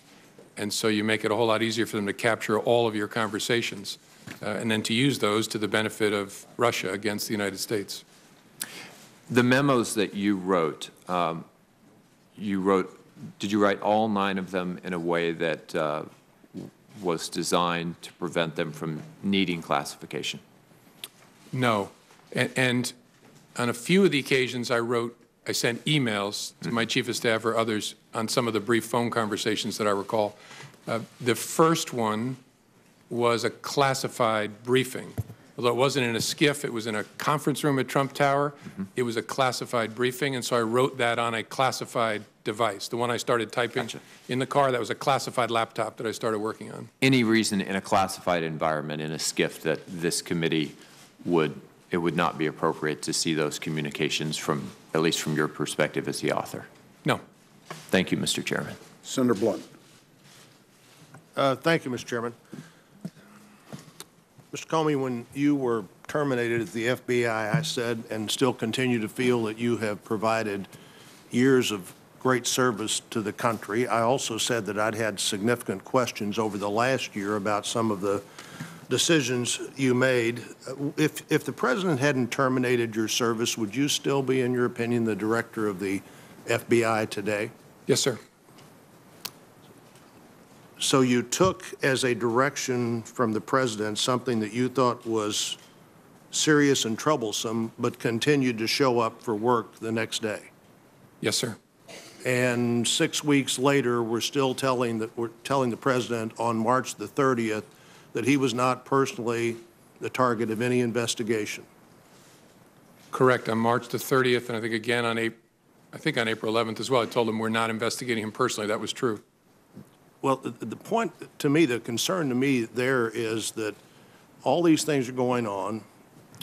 You now, in retrospect, or at least you now to this committee, that you had serious concerns about what the President had, you believe, directed you to do, and had taken no action, hadn't even reported up the chain of command, assuming you believe there is an up the chain of command, that these things had happened. Do you have a sense of that, looking back, that that was a mistake? No. In fact, I think no action was the most important thing I could do to make sure there was no interference with the investigation. And on the Flynn issue specifically, I believe you said earlier that you believe the President was suggesting you drop any investigation of Flynn's account of his conversation with the Russian ambassador, which was essentially misleading the Vice President and others? Correct. And I'm not going to go into the details, but whether there were false statements made to government investigators as well. Any suggestion that General Flynn had violated the Logan Act, I always find pretty incredible. The Logan Act's been on the books for over 200 years. Nobody's ever been prosecuted for violating the Logan Act. My sense would be that the discussion, not the problem, misleading investigators or the Vice President might have been. That's fair. Yes, sir. And had you previously on February the 14th discussed with the President in the previous meeting anything your investigators had learned or their impressions from talking to Flynn? No, sir. So he said he's a good guy, you said he's a good guy, and that was no further action taken on that? Well, he said more than that, but there was no, the action was, I wrote it up, briefed our senior team, tried to figure out what to do with it, and just made a decision. We're going to hold this and then see what we make of it down the road. Yes, sir. Was it your view that not briefing up meant you really had no responsibility to report that to the Justice Department in some way? I think at some point, and I don't know what Director Mueller is going to do with it, but at some point I was sure we were going to brief it to the team in charge of the case. But our judgment was, in the short term, doesn't make sense to no fuzz on the fact I reported to the Attorney General. That's why I stressed he shouldn't be kicked out of the room. But it didn't make sense to report to him now. You know, you said the Attorney General said, I don't want to be in the room with him alone again, but you continued to talk to him on the phone. What is the difference in being in the room alone with him and talking to him on the phone alone? Yeah, I think what I stressed to the Attorney General is a little broader than just the room. I said, I report to you. It's very important you be between me and the White House. After that discussion with the Attorney General, did you take phone calls from the President? Yes, sir. So why did you just say you need to talk to, why didn't you say, I'm not taking that call, you need to talk to the Attorney General? Well, I did on the April 11th call, and I reported the calls, the March 30th call and the April 11th call, to my superior, who was the acting Deputy Attorney General. I don't want to run out of time here. Let me make one other point. In reading your testimony, January the 3rd, January the 27th, and March the 30th, it appears to me that on all three of those occasions, you, unsolicited by the President, made the point to him that he was not a target of an investigation. Correct. Yes, sir. One, I thought the March 30th, very interesting. You said, well, even though you don't want, you may not want us, that was the 27th, where he said, why don't you look into that dossier thing more? You said, well, you may not want that because then we couldn't tell you, you couldn't say with, we couldn't answer the question about you being a target of the investigation, but you didn't seem to be answering that question anyhow. As Senator Rubio pointed out, the one unanswered, unleaked question seems to have been that in this whole period of time. But you said something earlier I don't want to fail to follow up on. You said after you were dismissed, you gave information to a friend so that friend could get that information into the public media. Correct. What kind of information was that? What kind of information did you give to a friend? That the Flynn conversation, that the President had asked me to let the Flynn, I mean, I'm forgetting my exact own words, but the conversation in the Oval Office. So you didn't consider your memo or your sense of that conversation to be a government document. You considered it to be somehow your own personal document that you could share with the media as you wanted to? Correct. Through a friend? I understood this to be my recollection recorded of my conversation with the President. As a private citizen, I felt free to share that. I thought it very important to get it out. So were all of your memos that you recorded on classified or other documents, memos that might be yours as a private citizen? I'm sorry, I'm not following the question. Well, I think you said you'd use classified, oh, yeah, not the classified documents. Unclassified, I don't have any of them anymore, but I gave them to the special counsel. But, yeah, my view was that the content of those unclassified, the memorialization of those conversations was my recollection recorded. So why didn't you give those to somebody yourself rather than give them through a third party? Because I was worried the media was camping at the end of my driveway at that point, and I was actually going out of town with my wife to hide, and I worried it would be like feeding seagulls at the beach if it was I who gave it to the media. So I asked my friend, make sure this gets out. It does seem to me that what you do there is create a source close to the former director of the FBI, as opposed to just taking responsibility yourself for saying, here are these records. Like everybody else, I have other things I'd like to get into, but I'm out of time. Okay. Senator King. Thank you. First, I'd like to acknowledge Senator Blumenthal and earlier Senator Nelson. I think the one principal thing you'll learn today, Senator, is that the chairs there are less comfortable than the chairs here, but I welcome you to the hearing. Mr. Comey, a broad question. Was the Russian activity in the 2016 election a one-off proposition, or is this part of a long-term strategy? Will they be back? Oh, it's a long-term practice of theirs. It stepped up a notch in a significant way in 16. They'll be back.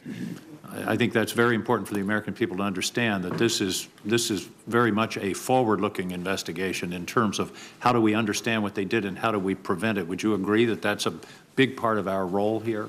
Yes, sir, and it's not a Republican thing or a Democratic thing. It really is an American thing.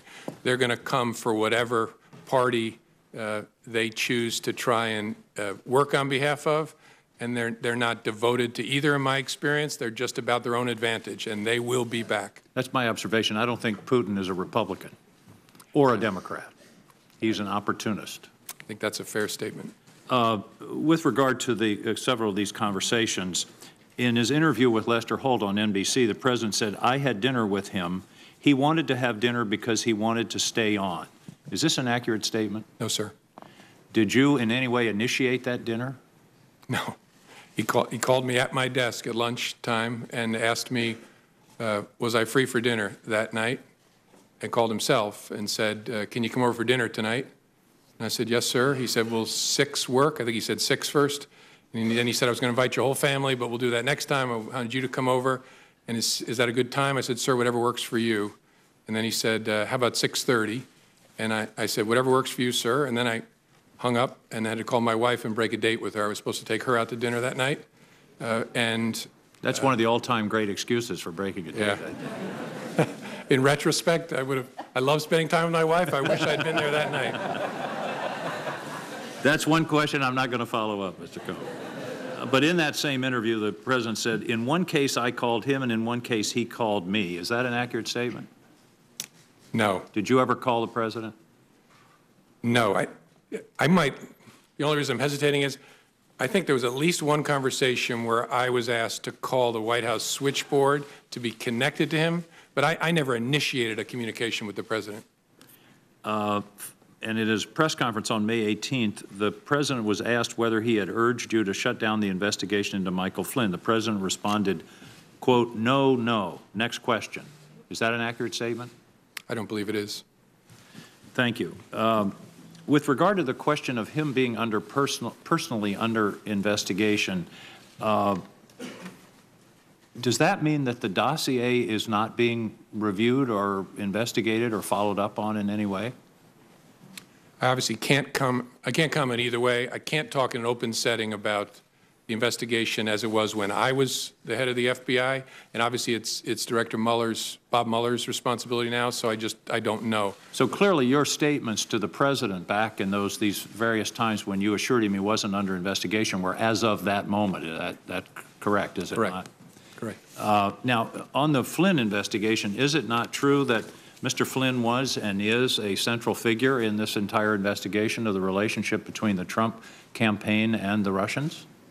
I can't answer that in an open setting, sir. Certainly Mr. Flynn was part of the so-called Russian investigation. Can you answer that question? I have to give you the same answer. All right. We'll be having a closed session shortly, so we will follow up on that.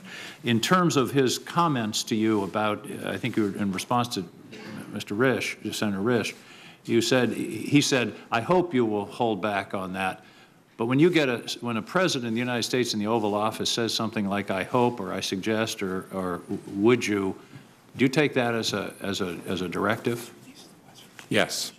Yes, it rings in my ear as kind of, will no one rid me of this meddlesome priest? I was just going to quote that in 1170, December 29, Henry II said, who will rid me of this meddlesome priest? And then the next day he was killed. Thomas à Becket. That's exactly the same situation. We're thinking along the same lines. Several other questions, and these are a little bit more detailed. What do you know about the Russian bank VEB? Nothing that I can talk about in an open setting. Well, that takes care of my next 3 questions. I know it exists. Yes, sir. You know it exists. What is the relationship of the ambassador from Russia to the United States, to the Russian intelligence infrastructure? Well, he's a diplomat who is the chief of mission at the Russian embassy, which employs a robust cohort of intelligence officers. And so surely he's witting of their very, very aggressive intelligence operations, at least some of it in the United States. I don't consider him to be an intelligence officer himself. He's a diplomat. Did the FBI ever brief the Trump administration about the advisability of interacting directly with Ambassador Kislyak? I think all I can say sitting here is there were a variety of defensive briefings given to the incoming administration about the counterintelligence risk.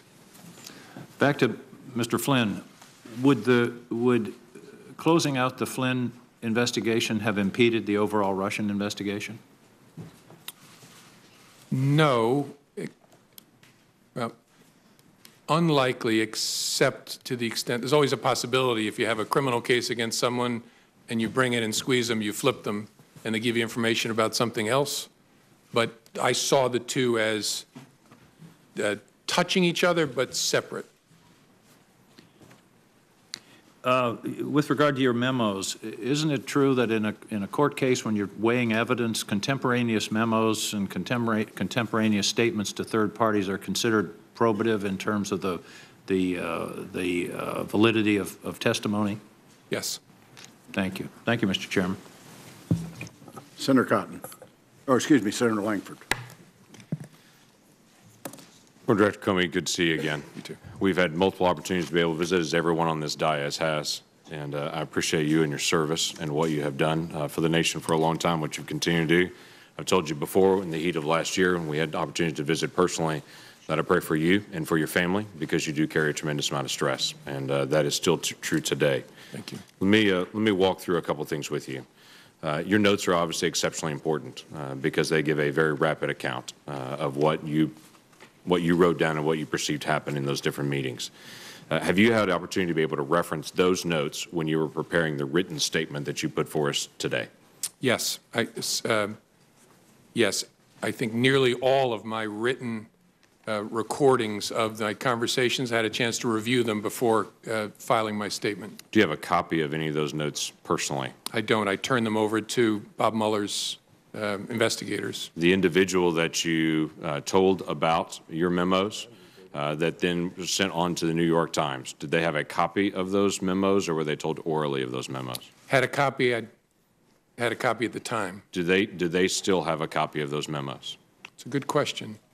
I think so. I guess I can't say for sure sitting here, but I guess I don't know, but I think so. So the question is, could you ask them to hand that copy right back to you so you could hand them over to this committee? Potentially. I would like to move that from potential to see if we can ask that question so we can have a copy of those. Obviously, those notes are exceptionally important to us to be able to go through the process so we can continue to get to the facts as we see it. As you know, the written documents are exceptionally important. Yeah. Are there other documents that we need to be aware of that you used in your preparation for your written statement that we should also have that would assist us in helping with this? Not that I'm aware of, no. Past the February the 14th meeting, which is a very important meeting, obviously, as we discuss the conversations here about Michael Flynn. When the president asked you about he hopes that you would let this go, and the conversation back and forth about being a good guy, after that time, did the president ever bring up anything about Michael Flynn again to you? You had multiple other conversations you have documented with the president. No, I don't remember him ever bringing it up again. Did any member of the White House staff ever come to you and talk to you about letting go of the Michael Flynn case or dropping it or anything referring to that? No. Nope. Did the Director of National Intelligence come to you and talk to you about that? No. Did anyone from the Attorney General's office, the Department of Justice, ask you about that? No. Did the head of NSA talk to you about that? No. The key aspect here is if this seems to be something the president's trying to get you to drop it, this seems like a pretty light touch to drop it, to bring it up at that moment, the day after he had just fired Flynn, to come back in and say, I hope we can let this go, but then it never reappears again. Did it slow down your investigation or any investigation that may or may not be occurring with Michael Flynn? No, although I don't know there are any manifestations, outward manifestations of the investigation between February 14th and when I was fired. So I don't know that the president would have any way of knowing whether it was effective or not. Okay, that's fair enough. If the president wanted to stop an investigation, how would he do that? Knowing it's an ongoing criminal investigation or counterintelligence investigation, would that be a matter of trying to go to you perceive, and to say you make it stop because he doesn't have the authority to stop? Or how would the president make an ongoing investigation stop? Again, I'm not a legal scholar, so smarter people answer this better, but I think as a legal matter, the president is the head of the executive branch and could direct, in theory, we have important norms against this, but direct that anybody be investigated or anybody not be investigated. I think he has the legal authority because all of us ultimately report in the executive branch up to the president. Okay. Would that be to you? Would that be to the Attorney General? Would that be to who that would do that? Suppose he could do it to, if he wanted to issue a direct order, could do it in any way. Could do it through the Attorney General or issue it directly to me. Well, is there any question that the president is not real fond of this investigation? I can think of multiple 140-word character expressions that he's done publicly to express he's not fond of the investigation. So I've heard you share before in this conversation that you're trying to keep the agents that are working on it away from any comment the president might have made. Quite frankly, the president has informed around 6 billion people that he's not real fond of this investigation. Do you think there's a difference in that? Yes. Okay. I think there's a big difference in kicking superior officers out of the Oval Office, looking the FBI director in the eye and saying, I hope you'll let this go. I think if the agents, as good as they are, heard the President of the United States did that, there's a real risk of a chilling effect on their work. That's why we kept it so tight. Okay. You had mentioned before about some news stories and news accounts. Without having to go into all the names and the specific times and to be able to dip into all that, have there been news accounts about the Russia investigation, about collusion, about this whole event, or accusations that, as you read the story, you were stunned about how wrong they got the facts? Yes, there have been many, many stories purportedly based on classified information about, well, about lots of stuff, but especially about Russia, that are just dead wrong. I was interested in your comment that you made as well, that the president said to you, if there were some satellite associates of his that did something wrong, it would be good to find that out. That the president seemed to talk to you specifically on March the 30th and say, I'm frustrated that the word is not getting out that I'm not under investigation, but if there are people that are in my circle that are, let's finish the investigation. Is that how you took it as well? Yes, sir. Yes. And then you made a comment earlier about the Attorney General, previous Attorney General, asking you about the investigation on the Clinton emails, saying that you've been asked not to call it an investigation anymore, but to call it a matter. And you had said that confused you. Can you give us additional details on that? Well, it concerned me because we were at the point where we had refused to confirm the existence, as we typically do, of an investigation for months. And it was getting to a place where that looked silly because the campaigns were talking about interacting with the FBI in the course of our work. The Clinton campaign at the time was using all kinds of euphemisms, security review, matters, things like that for what was going on. We were getting to a place where the Attorney General and I were both going to have to testify and talk publicly about it. And I wanted to know, was she going to authorize us to confirm we had an investigation? And she said, yes, but don't call it that, call it a matter. And I said, why would I do that? And she said, just call it a matter.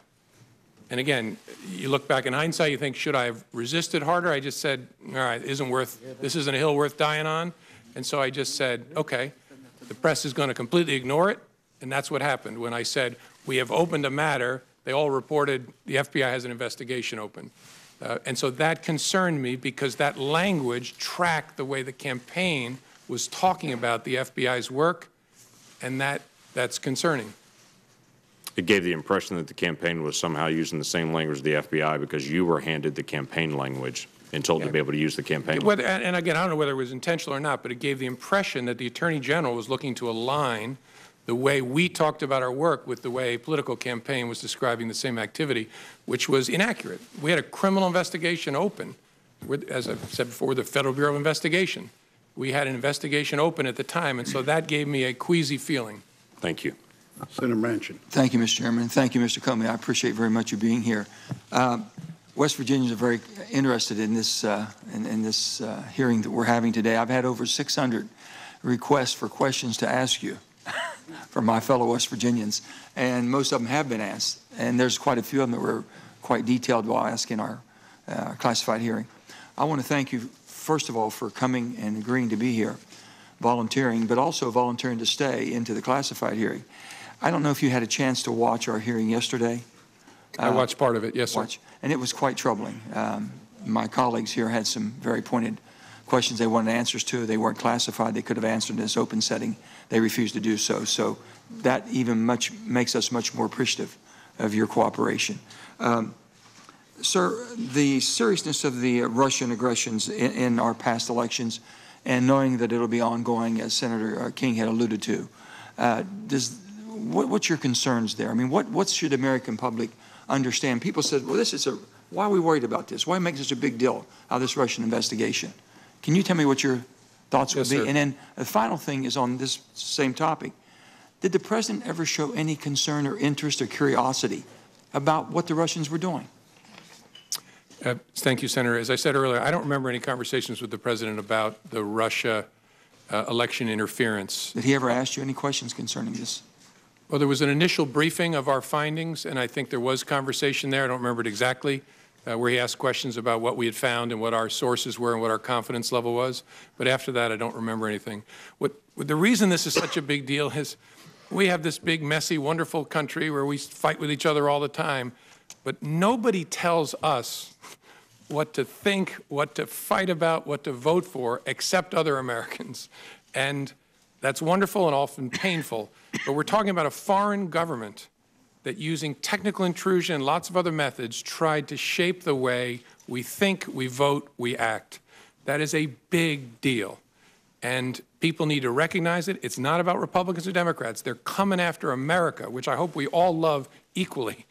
They want to undermine our credibility in the face of the world. They think that this great experiment of ours is a threat to them, and so they're going to try to run it down and dirty it up as much as possible. That's what this is about, and they will be back because we remain, as difficult as we can be with each other, we remain that shining city on the hill, and they don't like it. So this is extremely important. It's extremely dangerous what we're dealing with, and it's needed, is what you're saying. Yes, sir.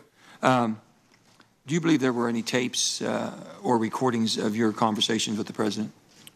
It never occurred to me till the president's tweet. I'm not being facetious. I hope there are, and I'll consent to the release of. So both of you are in the same findings here. You both hope there's tapes and recordings. Well, all I can do is hope. The president surely knows whether he taped me, and if he did, my feelings aren't hurt. Release all the tapes. I'm good with it. Gotcha.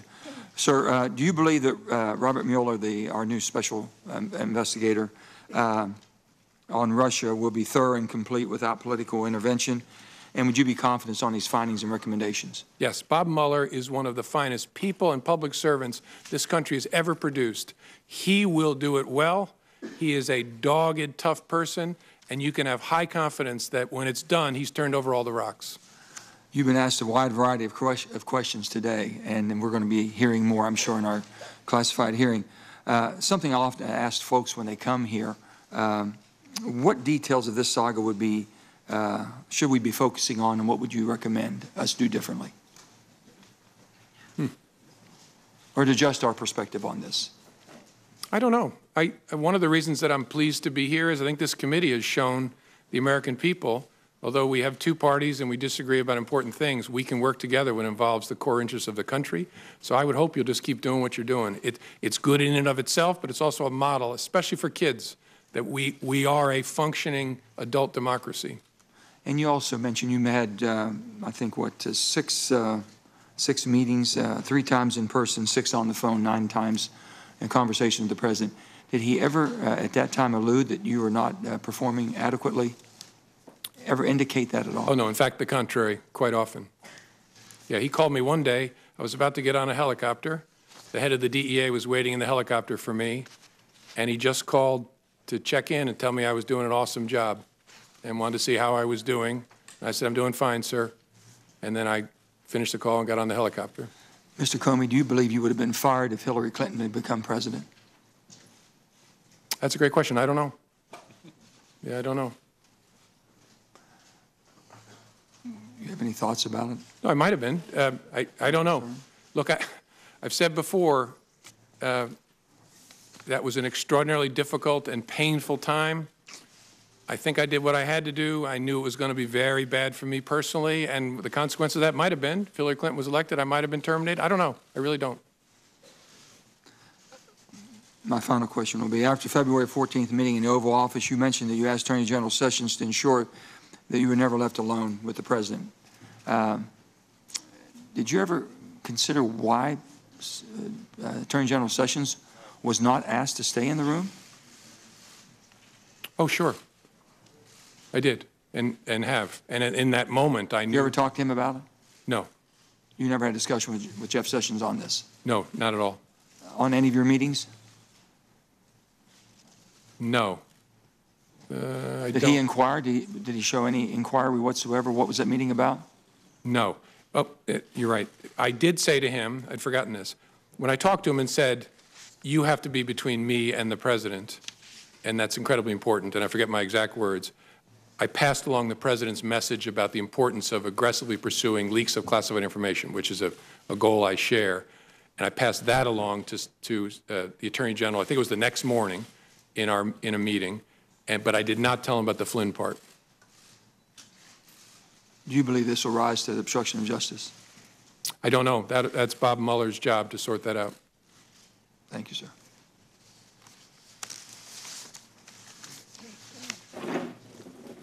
Mr. Chairman. Senator Cotton. Mr. Comey, you encouraged the president to release the tapes. Will you encourage the Department of Justice or your friend at Columbia or Mr. Mueller to release your memos? Sure. You said that you did not record your conversations with President Obama or President Bush in memos. Did you do so with Attorney General Sessions or any other senior member of the Trump Department of Justice? No. Did you? I'm sorry. Did you record conversations and memos with Attorney General Lynch or any other senior member of the Obama Department of Justice? No, not that I recall. In your statement for the record, you cite 9 private conversations with the president, 3 meetings, and 2 phone calls. There are 4 phone calls that are not discussed in your statement for the record. What happened in those phone calls? The president called me, I believe, shortly before he was inaugurated as a follow-up to our conversation, private conversation on January the 6th. He just wanted to reiterate his rejection of the allegation and talk about he'd thought about it more and why he thought it wasn't true, the verified and unverified and salacious parts. And during that call, he asked me, again, hope you're going to stay, you're doing a great job. And I told him that I intended to. There was another phone call that I mentioned, I think was, could have the date wrong, March the 1st, where he called just to check in with me as I was about to get on the helicopter. There was a secure call we had about an operational matter that was not related to any of this, about something the FBI was working on. He wanted to make sure that I understood how important he thought it was, a totally appropriate call. And then the 4th call, I'm probably forgetting, I may have meant the call when he called to invite me to dinner. I'll think about it as I'm answering other questions, but I think I got that right. Let's turn our attention to the underlying activity at issue here, Russia's hacking into those emails and releasing them and the allegations of collusion. Do you believe Donald Trump colluded with Russia? It's a question I don't think I should answer in an open setting. As I said, that when I left, we did not have an investigation focused on President Trump. But that's a question that'll be answered by the investigation, I think. Let me turn to a couple statements by one of my colleagues, Senator Feinstein. She was the ranking member on this committee until January, which means she had access to information that only she and Chairman Burr did. She's now the senior Democrat on the Judiciary Committee, meaning she has access to the FBI that most of us don't. On May 3rd, on CNN's Wolf Blitzer show, she was asked, do you have evidence that there was, in fact, collusion between Trump associates and Russia during the campaign? She answered, not at this time. On May 18th, at the same show, Mr. Blitzer said, the last time we spoke, Senator, I asked if you had actually seen any evidence of collusion between the Trump campaign and the Russians, and you said to me, and I'm quoting you now, you said, not at this time. Has anything changed since we last spoke? Senator Feinstein said, well, no, it hasn't. Do you have any reason to doubt those statements? I don't doubt that Senator Feinstein was saying what she understood. I just don't want to go down that path, first of all, because I'm not in the government anymore, and answering in the negative, I just worry leads me deeper and deeper into talking about the investigation in an open setting. I'm always trying to be fair. I don't want to be unfair to President Trump. I'm not trying to suggest by my answer something nefarious, but I don't want to get into the business of saying not as to this person, not as to that person. On February 14th, the New York Times published a story, the headline of which was, Trump campaign aides had repeated contacts with Russian intelligence. You were asked earlier if that was an inaccurate story, and you said in the main. Would it be fair to characterize that story as almost entirely wrong? Yes. Did you have, at the time that story was published, any indication of any contact between Trump people and Russians, intelligence officers, other government officials or close associates of the Russian government? That's one I can't answer sitting here. We can discuss that in a classified setting then.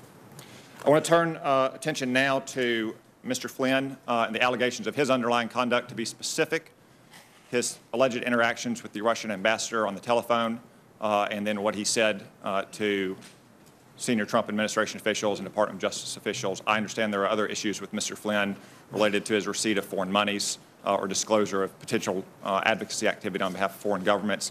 Those are serious and credible allegations that I'm sure will be pursued, but I want to speak specifically about his interactions with the Russian ambassador. There was a story on January 23rd in the Washington Post that says, entitled, FBI reviewed Flynn's calls with Russian ambassador but found nothing illicit. Is this story accurate? I don't want to comment on that, Senator, because I'm pretty sure the Bureau has not confirmed any interception of communications.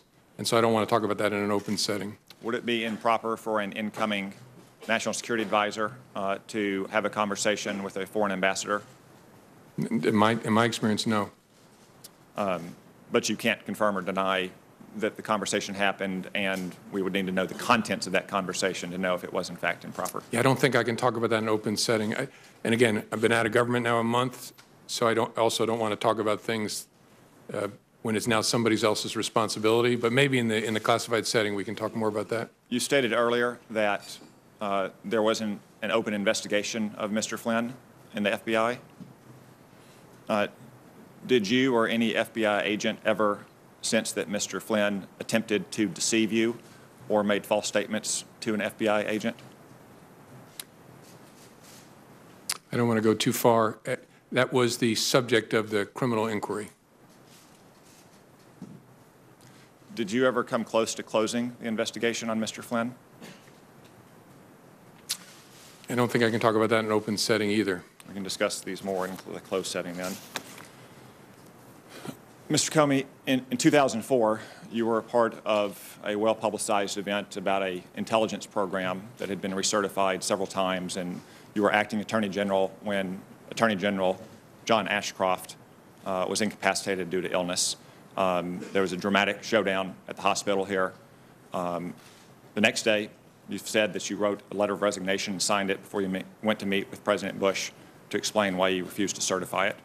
Is that accurate? Yes, I think so. At any time in the 3.5 months you were the FBI director during the Trump administration, did you ever write and sign a letter of recommendation and leave it on your desk? Letter of resignation? No, sir. Letter of resignation? No, sir. So despite all of the things that you've testified to here today, you didn't feel this rose to the level of an honest but serious difference of legal opinion between accomplished and skilled lawyers in that 2004 episode? I wouldn't characterize the circumstances in 2004 that way, but to answer, no, I didn't encounter any circumstance that led me to intend to resign, consider to resign. No, sir. Thank you. Senator Harris.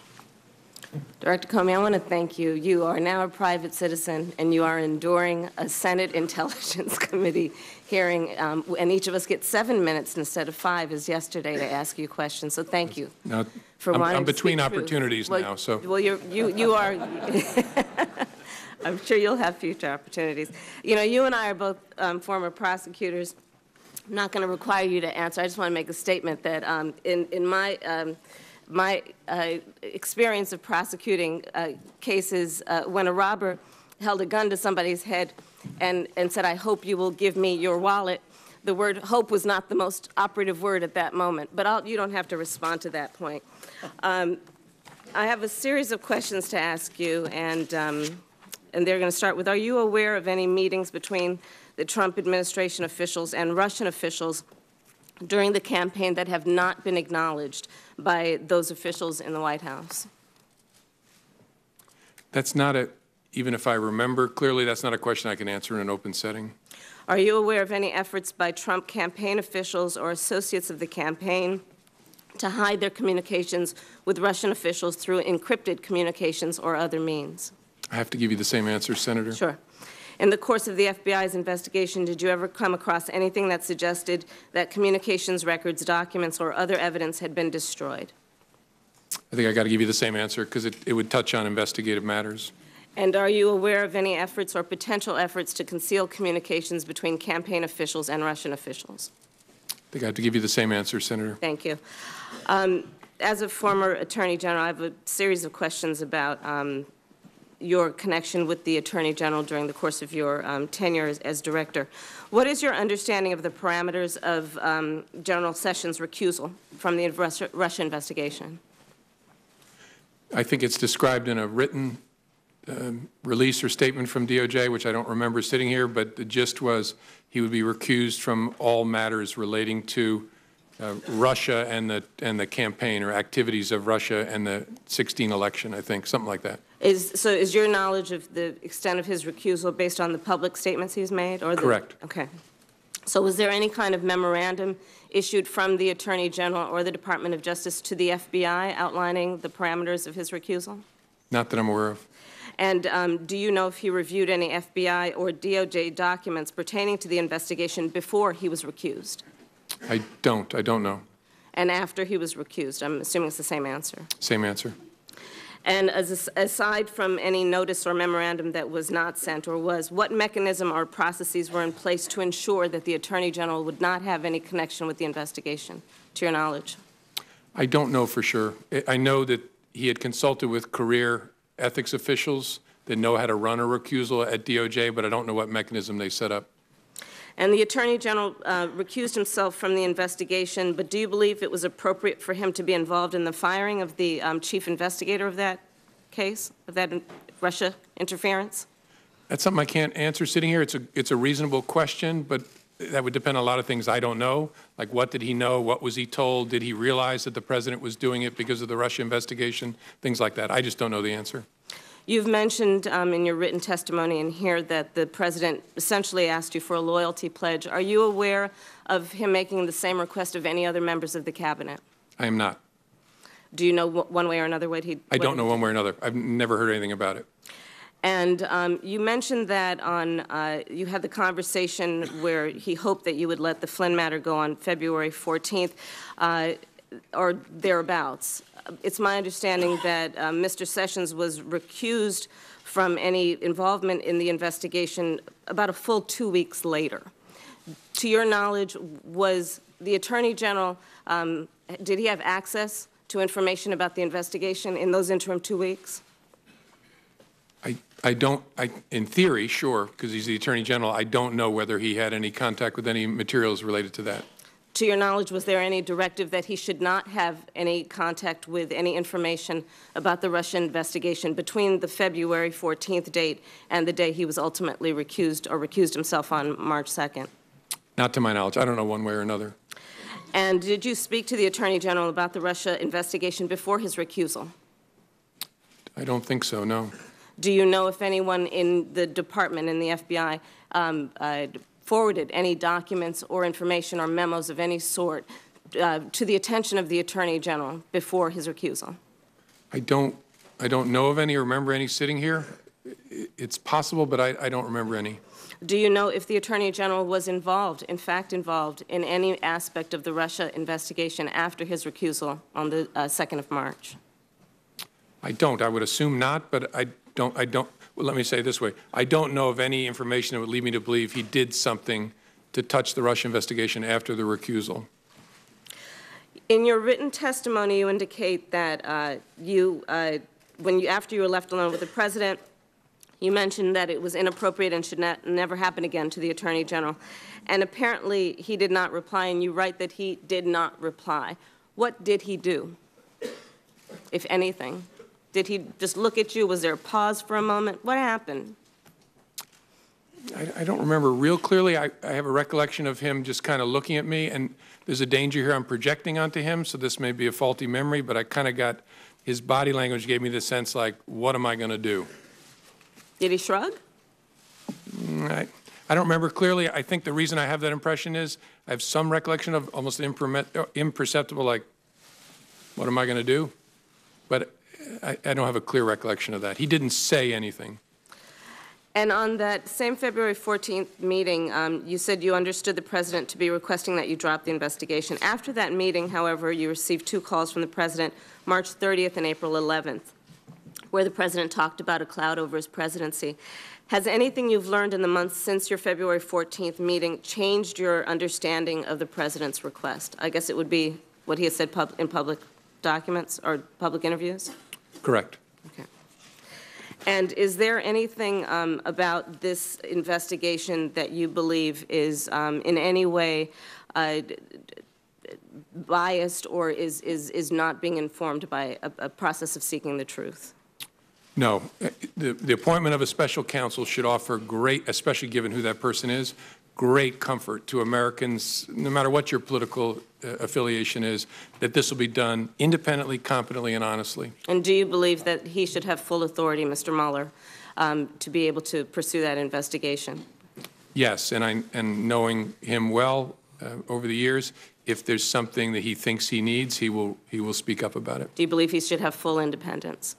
Oh, yeah. And he wouldn't be part of it if he wasn't going to get full independence. Thank you. Senator Cornyn. Thank you, Mr. Chairman. Mr. Comey, I'll repeat what I've said at previous hearings, that I believe you're a good and decent man who's been dealt a very difficult hand, starting back with the Clinton email investigation. And I appreciate your willingness to appear here today voluntarily and answer our questions and cooperate with our investigation. As a general matter, if an FBI agent has reason to believe that a crime has been committed, do they have a duty to report it? That's a good question. I don't know that there's a legal duty to report it. They certainly have a cultural, ethical duty to report it. You're unsure whether they would have a legal duty? Yeah, that's a good question. I've not thought about it before. I don't know where the legal, there's a statute that prohibits misprision of a felony, knowing of a felony, and taking steps to conceal it, but this is a different question. And so look, let me be clear. I would expect any FBI agent who has information about a crime being committed to report it. Me too. But where you rest that obligation, I don't know. It exists. And let me ask you as a general proposition, if you're trying to make an investigation go away, is firing an FBI director a good way to make that happen? By that I mean... Yeah, it doesn't make a whole lot of sense to me, but I'm obviously hopelessly biased, given that I was the one fired. I understand it's personal. No, given the nature of the FBI, I meant what I said. There's no indispensable people in the world, including at the FBI, that there's lots of bad things about me not being at the FBI. Most of them are for me, but the work's going to go on as before. So nothing that's happened that you've testified to here today has impeded the investigation of the FBI or Director Mueller's commitment to get to the bottom of this from the standpoint of the FBI and the Department of Justice. Would you agree with that? Correct. Especially the appointment of former Director Mueller is a critical part of that equation. Let me take you back to the Clinton email investigation. I think you've been cast as a hero or a villain, depending on the whose political ox is being gored at many different times during the course of the Clinton email investigation, even now perhaps. But you clearly were troubled by the conduct of the sitting Attorney General, Loretta Lynch, when it came to the Clinton email investigation. You mentioned the characterization that you'd been asked to accept that this was a matter and not a criminal investigation, which you said it was.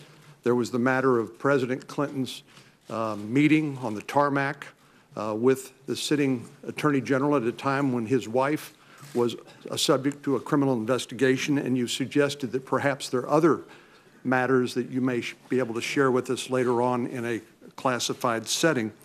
But it seems to me that you clearly believe that Loretta Lynch, the Attorney General, had an appearance of a conflict of interest on the Clinton email investigation. Is that correct?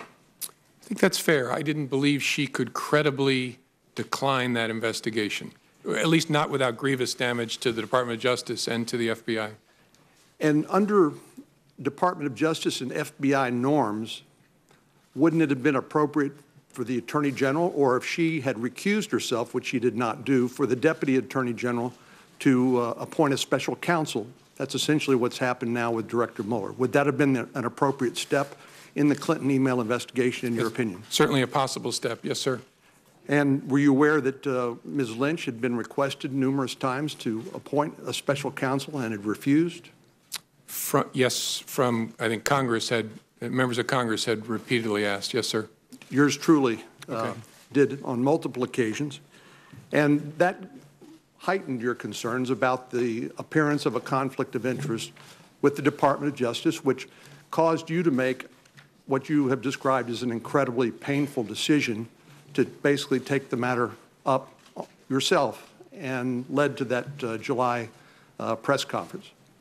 Yes, sir. After the former President Clinton, met on the plane with the Attorney General, I considered whether I should call for the appointment of a special counsel, and I decided that that would be an unfair thing to do because I knew there was no case there. We had investigated it very, very thoroughly. I know this is a subject of passionate disagreement, but I knew there was no case there, and calling for the appointment of special counsel would be brutally unfair because it would send the message, aha, there's something here. That was my judgment. Again, lots of people have different views of it, but that's how I thought about it. Well, if a special counsel had been appointed, they could have made that determination that there was nothing there and declined to pursue it, right?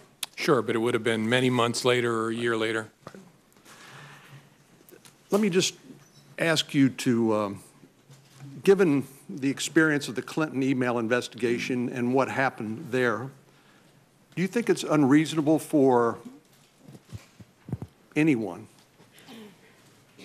any president, who has been assured on multiple occasions that he's not the subject of an FBI investigation, do you think it's unreasonable for them to want the FBI director to publicly announce that so that this cloud over his administration would be removed? I think that's a reasonable point of view. The concern would be obviously, because if that boomerang comes back, it's going to be a very big deal because there will be a duty to correct. Well, we saw that in the Clinton email investigation, of course. Yes, I recall that. Yeah, I know you do.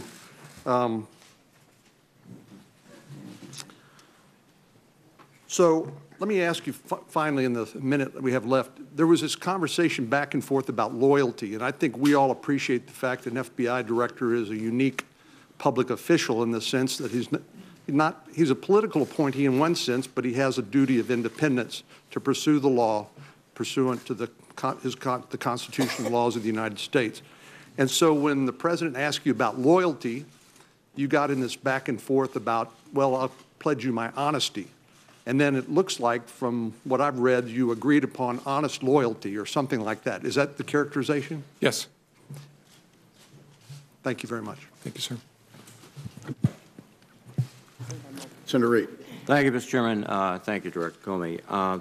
There have been press reports that the President, in addition to asking you to drop the Flynn investigation, has asked other senior intelligence officials to take steps which would tend to undermine the investigation into Russia. There's been reports that he's asked DNI Coates and Admiral Rogers to make public statements exonerating him or taking the pressure off him, and also reports about Admiral Rogers and Director Pompeo to intervene and reach out to the FBI and ask them. Are you aware of any of these, or do you have any information with respect to any of these allegations? I don't. I'm aware of the public reporting, but I had no contact, no conversation with any of those leaders about that subject. Thank you.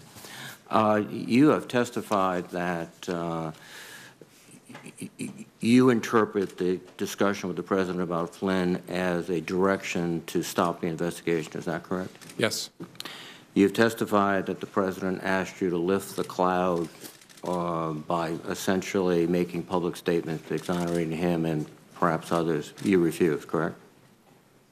I didn't do it. I didn't refuse the President. I told him we would see what we could do, and then the second time he called, I told him in substance, that's something your lawyer will have to take up with the Justice Department. And part of the underlying logic was that, we've discussed many times throughout this morning, is the duty to correct. that is one of a theoretical issue, but also a very practical issue. Was there your feeling that the direction of the investigation could, in fact, include the president? Well, in theory, I mean, as I explained, the concern of one of my senior leader colleagues was if you're looking at potential coordination between the campaign and Russia, the person at the head of the campaign is the candidate. So logically, this person argued, the candidate's knowledge, understanding will logically become a part of your inquiry if it proceeds. And so I understood that argument. My view was that what I said to the president was accurate and fair to him. I resisted the idea of publicly saying it, although if the Justice Department had wanted to, that I would have done it because of the duty to correct and the slippery slope problem. And again, also, you've testified that the president asked you repeatedly to be loyal to him, and you responded you would be honestly loyal, which is, I think, your way of saying, I'll be honest and I'll be the head of the FBI and independent. Is that fair? Correct. I tried honest first, and also, I mean, you see it in my testimony, I also tried to explain to him why it's in his interest and every president's interest for the FBI to be apart in a way, because its credibility is important to a president and to the country. And so I tried to hold the line. It got very awkward, and I then said, you'll always have honesty from me. He said honest loyalty, and then I acceded to that as a way to end this awkwardness. At the culmination of all these events, you're summarily fired without any explanation or anything else. Well, there was an explanation. I just don't buy it. Well, yes. So you're fired. So do you believe that you were fired because you refused to take the president's direction? Is that the ultimate reason? I don't know for sure. I know I was fired. Again, I take the president's words. I know I was fired because of something about the way I was conducting the Russia investigation was in some way putting pressure on him, in some way irritating him, and he decided to fire me because of that. Now, I can't go farther than that. The Russian investigation, as you have pointed out, and as all my colleagues have reflected, is one of the most serious hostile acts against this country in our history, undermining the very core of our democracy and our elections. It is not a discrete event. It will likely occur. It's probably being prepared now for 18 and 20 and beyond. And yet, the President of the United States fires you because, in your own words, some relation to this investigation. And then he shows up in the Oval Office with the Russian foreign minister, first after classifying you as crazy and a real nut job, which I think you've effectively disproved this morning. He said, I face great pressure because of Russia. That's taken off. Your conclusion would be that the president, I would think, is downplaying the seriousness of this threat. In fact, took specific steps to stop a thorough investigation of the Russian influence, and also, from what you've said or what was been said this morning, doesn't seem to particularly interested in these hostile threats by the Russians. Is that fair? I don't know that I can agree to that level of detail. There's no doubt that it's a fair judgment, it's my judgment, that I was fired because of the Russia investigation. I was fired in some way to change, or the endeavor was to change the way the Russia investigation was being conducted. That is a very big deal, and not just because it involves me. The nature of the FBI and the nature of its work requires that it not be the subject of political consideration. And then on top of that, you have the Russia investigation itself is vital because of the threat. And I know I should have said this earlier, but it's obvious. If any Americans were part of helping the Russians do that to us, that is a very big deal. And I'm confident that if that is the case, Director Mueller will find that evidence. Finally, the president tweeted that James Comey better hope that there are no tapes of our conversation before he starts leaking to the press. Was that a rather unsubtle attempt to intimidate you from testifying and intimidate anyone else who seriously crosses his path of not doing it? I'm not going to sit here and try to interpret the president's tweets. To me, its major impact was, as I said, occurred to me in the middle of the night. Holy cow, there might be tapes.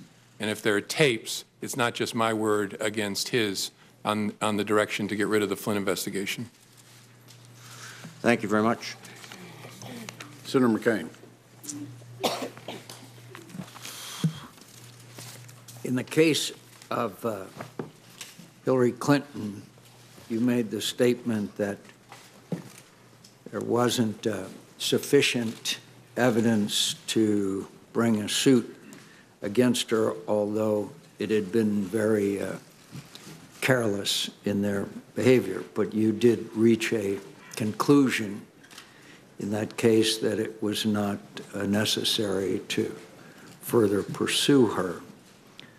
Yet at the same time, in the case of Mr. Comey, you said that there was not enough information to make a conclusion. Tell me the difference between your conclusion as far as former Secretary Clinton is concerned and Mr. Trump. The Clinton investigation was a completed investigation that the FBI had been deeply involved in, and so I had an opportunity to understand all the facts and apply those facts against the laws I understood them. This investigation was underway, still going when I was fired, so it's nowhere near in the same place. At least it wasn't when I was. But it's still ongoing. Correct. So far as I know, it was when I left. That investigation was going on. This investigation is going on. You reached separate conclusions. No, that one was done. That investigation of any involvement of Secretary Clinton or any of her associates is completed. Yes, as of July the 5th, the FBI completed its investigative work, and that's what I was announcing, what we had done and what we had found. Well, at least in the minds of this member, there's a whole lot of questions remaining about what went on, particularly considering the fact that, as you mentioned, it's a, quote, big deal as to what went on during the campaign. So I'm glad you concluded that part of the investigation, but I think that the American people have a whole lot of questions out there, particularly since you just emphasized the role that Russia played. And obviously, she was a candidate for president at the time, so she was clearly involved in this whole situation where fake news, as you just described it, big deal, took place. You're going to have to help me out here. In other words, we're complete the investigation of anything that former Secretary Clinton had to do with the campaign is over and we don't have to worry about it anymore? With respect to Secretary, I'm a little confused, Senator. With respect to Secretary Clinton, we investigated criminal investigation in connection with her use of a personal email server. I understand. And that's the investigation I announced the conclusion of on July 5th. So, but at the same time, you made the announcement there would be no charges brought against then Secretary Clinton for any activities involved in the Russia involvement in our engagement in our election. I don't quite understand how you could be done with that, but not done with the whole investigation of their attempt to affect the outcome of our election. No, I'm sorry. We're not, at least when I left, when I was fired on May the 9th, there was still an open, active investigation to understand the Russian efforts and whether any Americans work with them. But you reached the conclusion that there was no reason to bring charges against Secretary Clinton. So you reached a conclusion. In the case of Mr. Comey, the President Comey, excuse me, in the case of President Trump, you have an ongoing investigation. So you got one candidate who you're done with and another candidate that you have a long way to go. Is that correct? I don't know how far the FBI has to go, but yes, that the Clinton email investigation was completed, the investigation of Russia's efforts in connection with the election, and whether there was any coordination, and if so, with whom, between Russia and the campaign, was ongoing when I left. You just made it clear in what you said. This is a, quote, big deal, unquote. I think it's hard to reconcile. In one case, you reach a complete conclusion, and the other side, you have not. And you've, in fact, obviously, there's a lot more there, as we know, as you called it, a, quote, big deal. She's one of the candidates. But in her case, you say there would be no charges, and in the case of President Trump, the investigation continues. What has been brought out in this hearing is more and more emphasis on the Russian engagement and involvement in this campaign. How serious do you think this was? Very serious, but I want to say something, be clear. We have not announced, and there was no predication to announce, an investigation of whether the Russians may have coordinated with Secretary Clinton's campaign. Secretary Clinton's campaign. No, but they may not have been involved with their campaign. They were involved with the entire presidential campaign, obviously. Of course. Yes, sir. And that is an investigation that began last summer, and so far as I'm aware, continues. So both President Trump and former candidate Clinton are both involved in the investigation, yet one of them, you said there's going to be no charges, and the other one, the investigation continues. Well, I think there's a double standard there, to tell you the truth. Then when the president said to you, you talked about the April 11th phone call, and he said, quote, because I've been very loyal to you, very loyal. We had that thing, you know. Did that arouse your curiosity as what, quote, that thing was? Yes. Why didn't you ask him? It didn't seem to me to be important for the conversation we were having to understand it.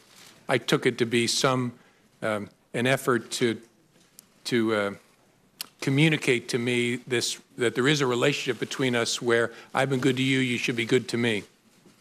Yeah, but I think it would intensely arouse my curiosity if the President of the United States said, we had that thing, you know. I'd like to know what the hell that thing is, particularly if I'm the director of the FBI. Yeah, I get that, Senator. Honestly, I'll tell you what, this is speculation, but what I concluded at the time is in his memory he was searching back to our encounter at the dinner and was preparing himself to say, I offered loyalty to you, you promised loyalty to me, and all of a sudden his memory showed him that did not happen, and I think he pulled up short. That's just a guess, but I've a lot of conversations with humans over the years. I think I would have had some curiosity if it had been about me, to be honest with you. So are you aware anything that would believe you to believe that the president or the members of the administration or members of the campaign could potentially be used to coerce or blackmail the administration? That's a subject for investigation. It's not something I can comment on sitting here. But you reached that conclusion as far as Secretary Clinton was concerned. But you're not reaching a conclusion as far as this administration is concerned. Are you aware of anything that would lead you to believe that information exists that could coerce members of the administration or blackmail the administration? That's not a question I can answer, Senator. Senator's time's expired. Thank you. All time's expired for the hearing. Can I say for members, we'll reconvene promptly at 1 p.m. In the hearing room. We have a vote scheduled for 1:45. I would suggest that all members promptly be there at 1 o'clock. We have about 3 minutes. I'd like to have order. Photographers return to where you were, please. This hearing's not adjourned yet. Either that or we'll remove you. To members, we have about 3 minutes of updates that we would love to cover as soon as we get into the closed session before we have an opportunity to spend some time with Director Comey. Based on our agreement, it would be my intentions to adjourn that closed hearing between 2 and 2:10 so that members can go vote, and I would urge you to eat at that time.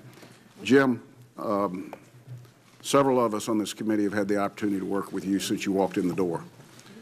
I want to say personally on behalf of all the committee members, we're grateful to you for your service to your country, not just in the capacity as FBI Director, but as prosecutor and, more importantly, being somebody that loves this country enough to tell it like it is. I want to say to your workforce that we're grateful to them with the level of cooperation that they have shown us, with the trust we've built between both organizations, the Congress and the Bureau. We couldn't do our job if it wasn't for their willingness to share candidly with us the work that we need to see. This hearing is the 9th public hearing this committee has had this year. That is twice the historical year-long average of this committee.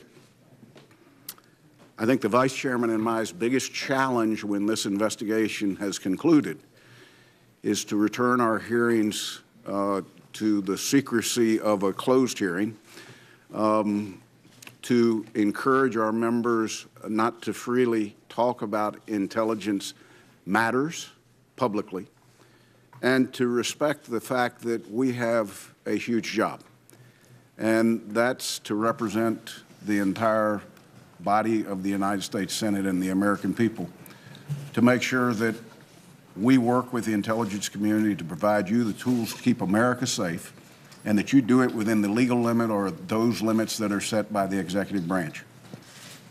We could not do it if it wasn't for a trusted partnership that you have been able to lead and others before you. So as we depart from this is a pivotal hearing in our investigation. We're grateful to you for the professionalism you've shown and your willingness. I will turn to the Vice Chairman.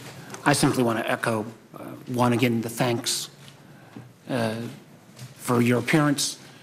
And there clearly still remain a number of questions. And the one thing I want to commit to you, and more importantly, I think, Chairman, I want to commit to all those who are still potentially watching and following. There's still a lot of unanswered questions, and we're going to get to the bottom of this. We're going to get the facts out. The American people deserve to know.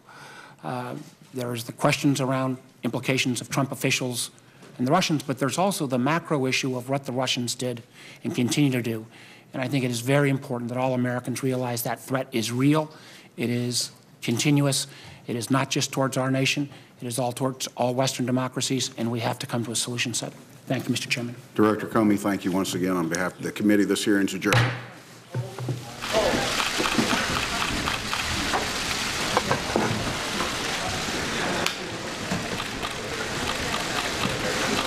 Who's hot? Who's hot?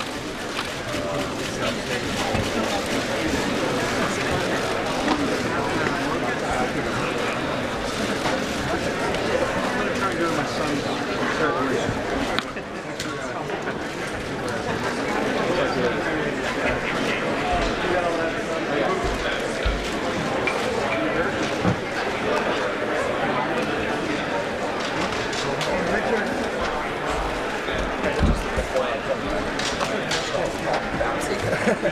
Yeah, no problem.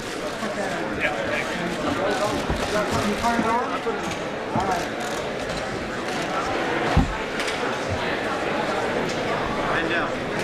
Can you come like this?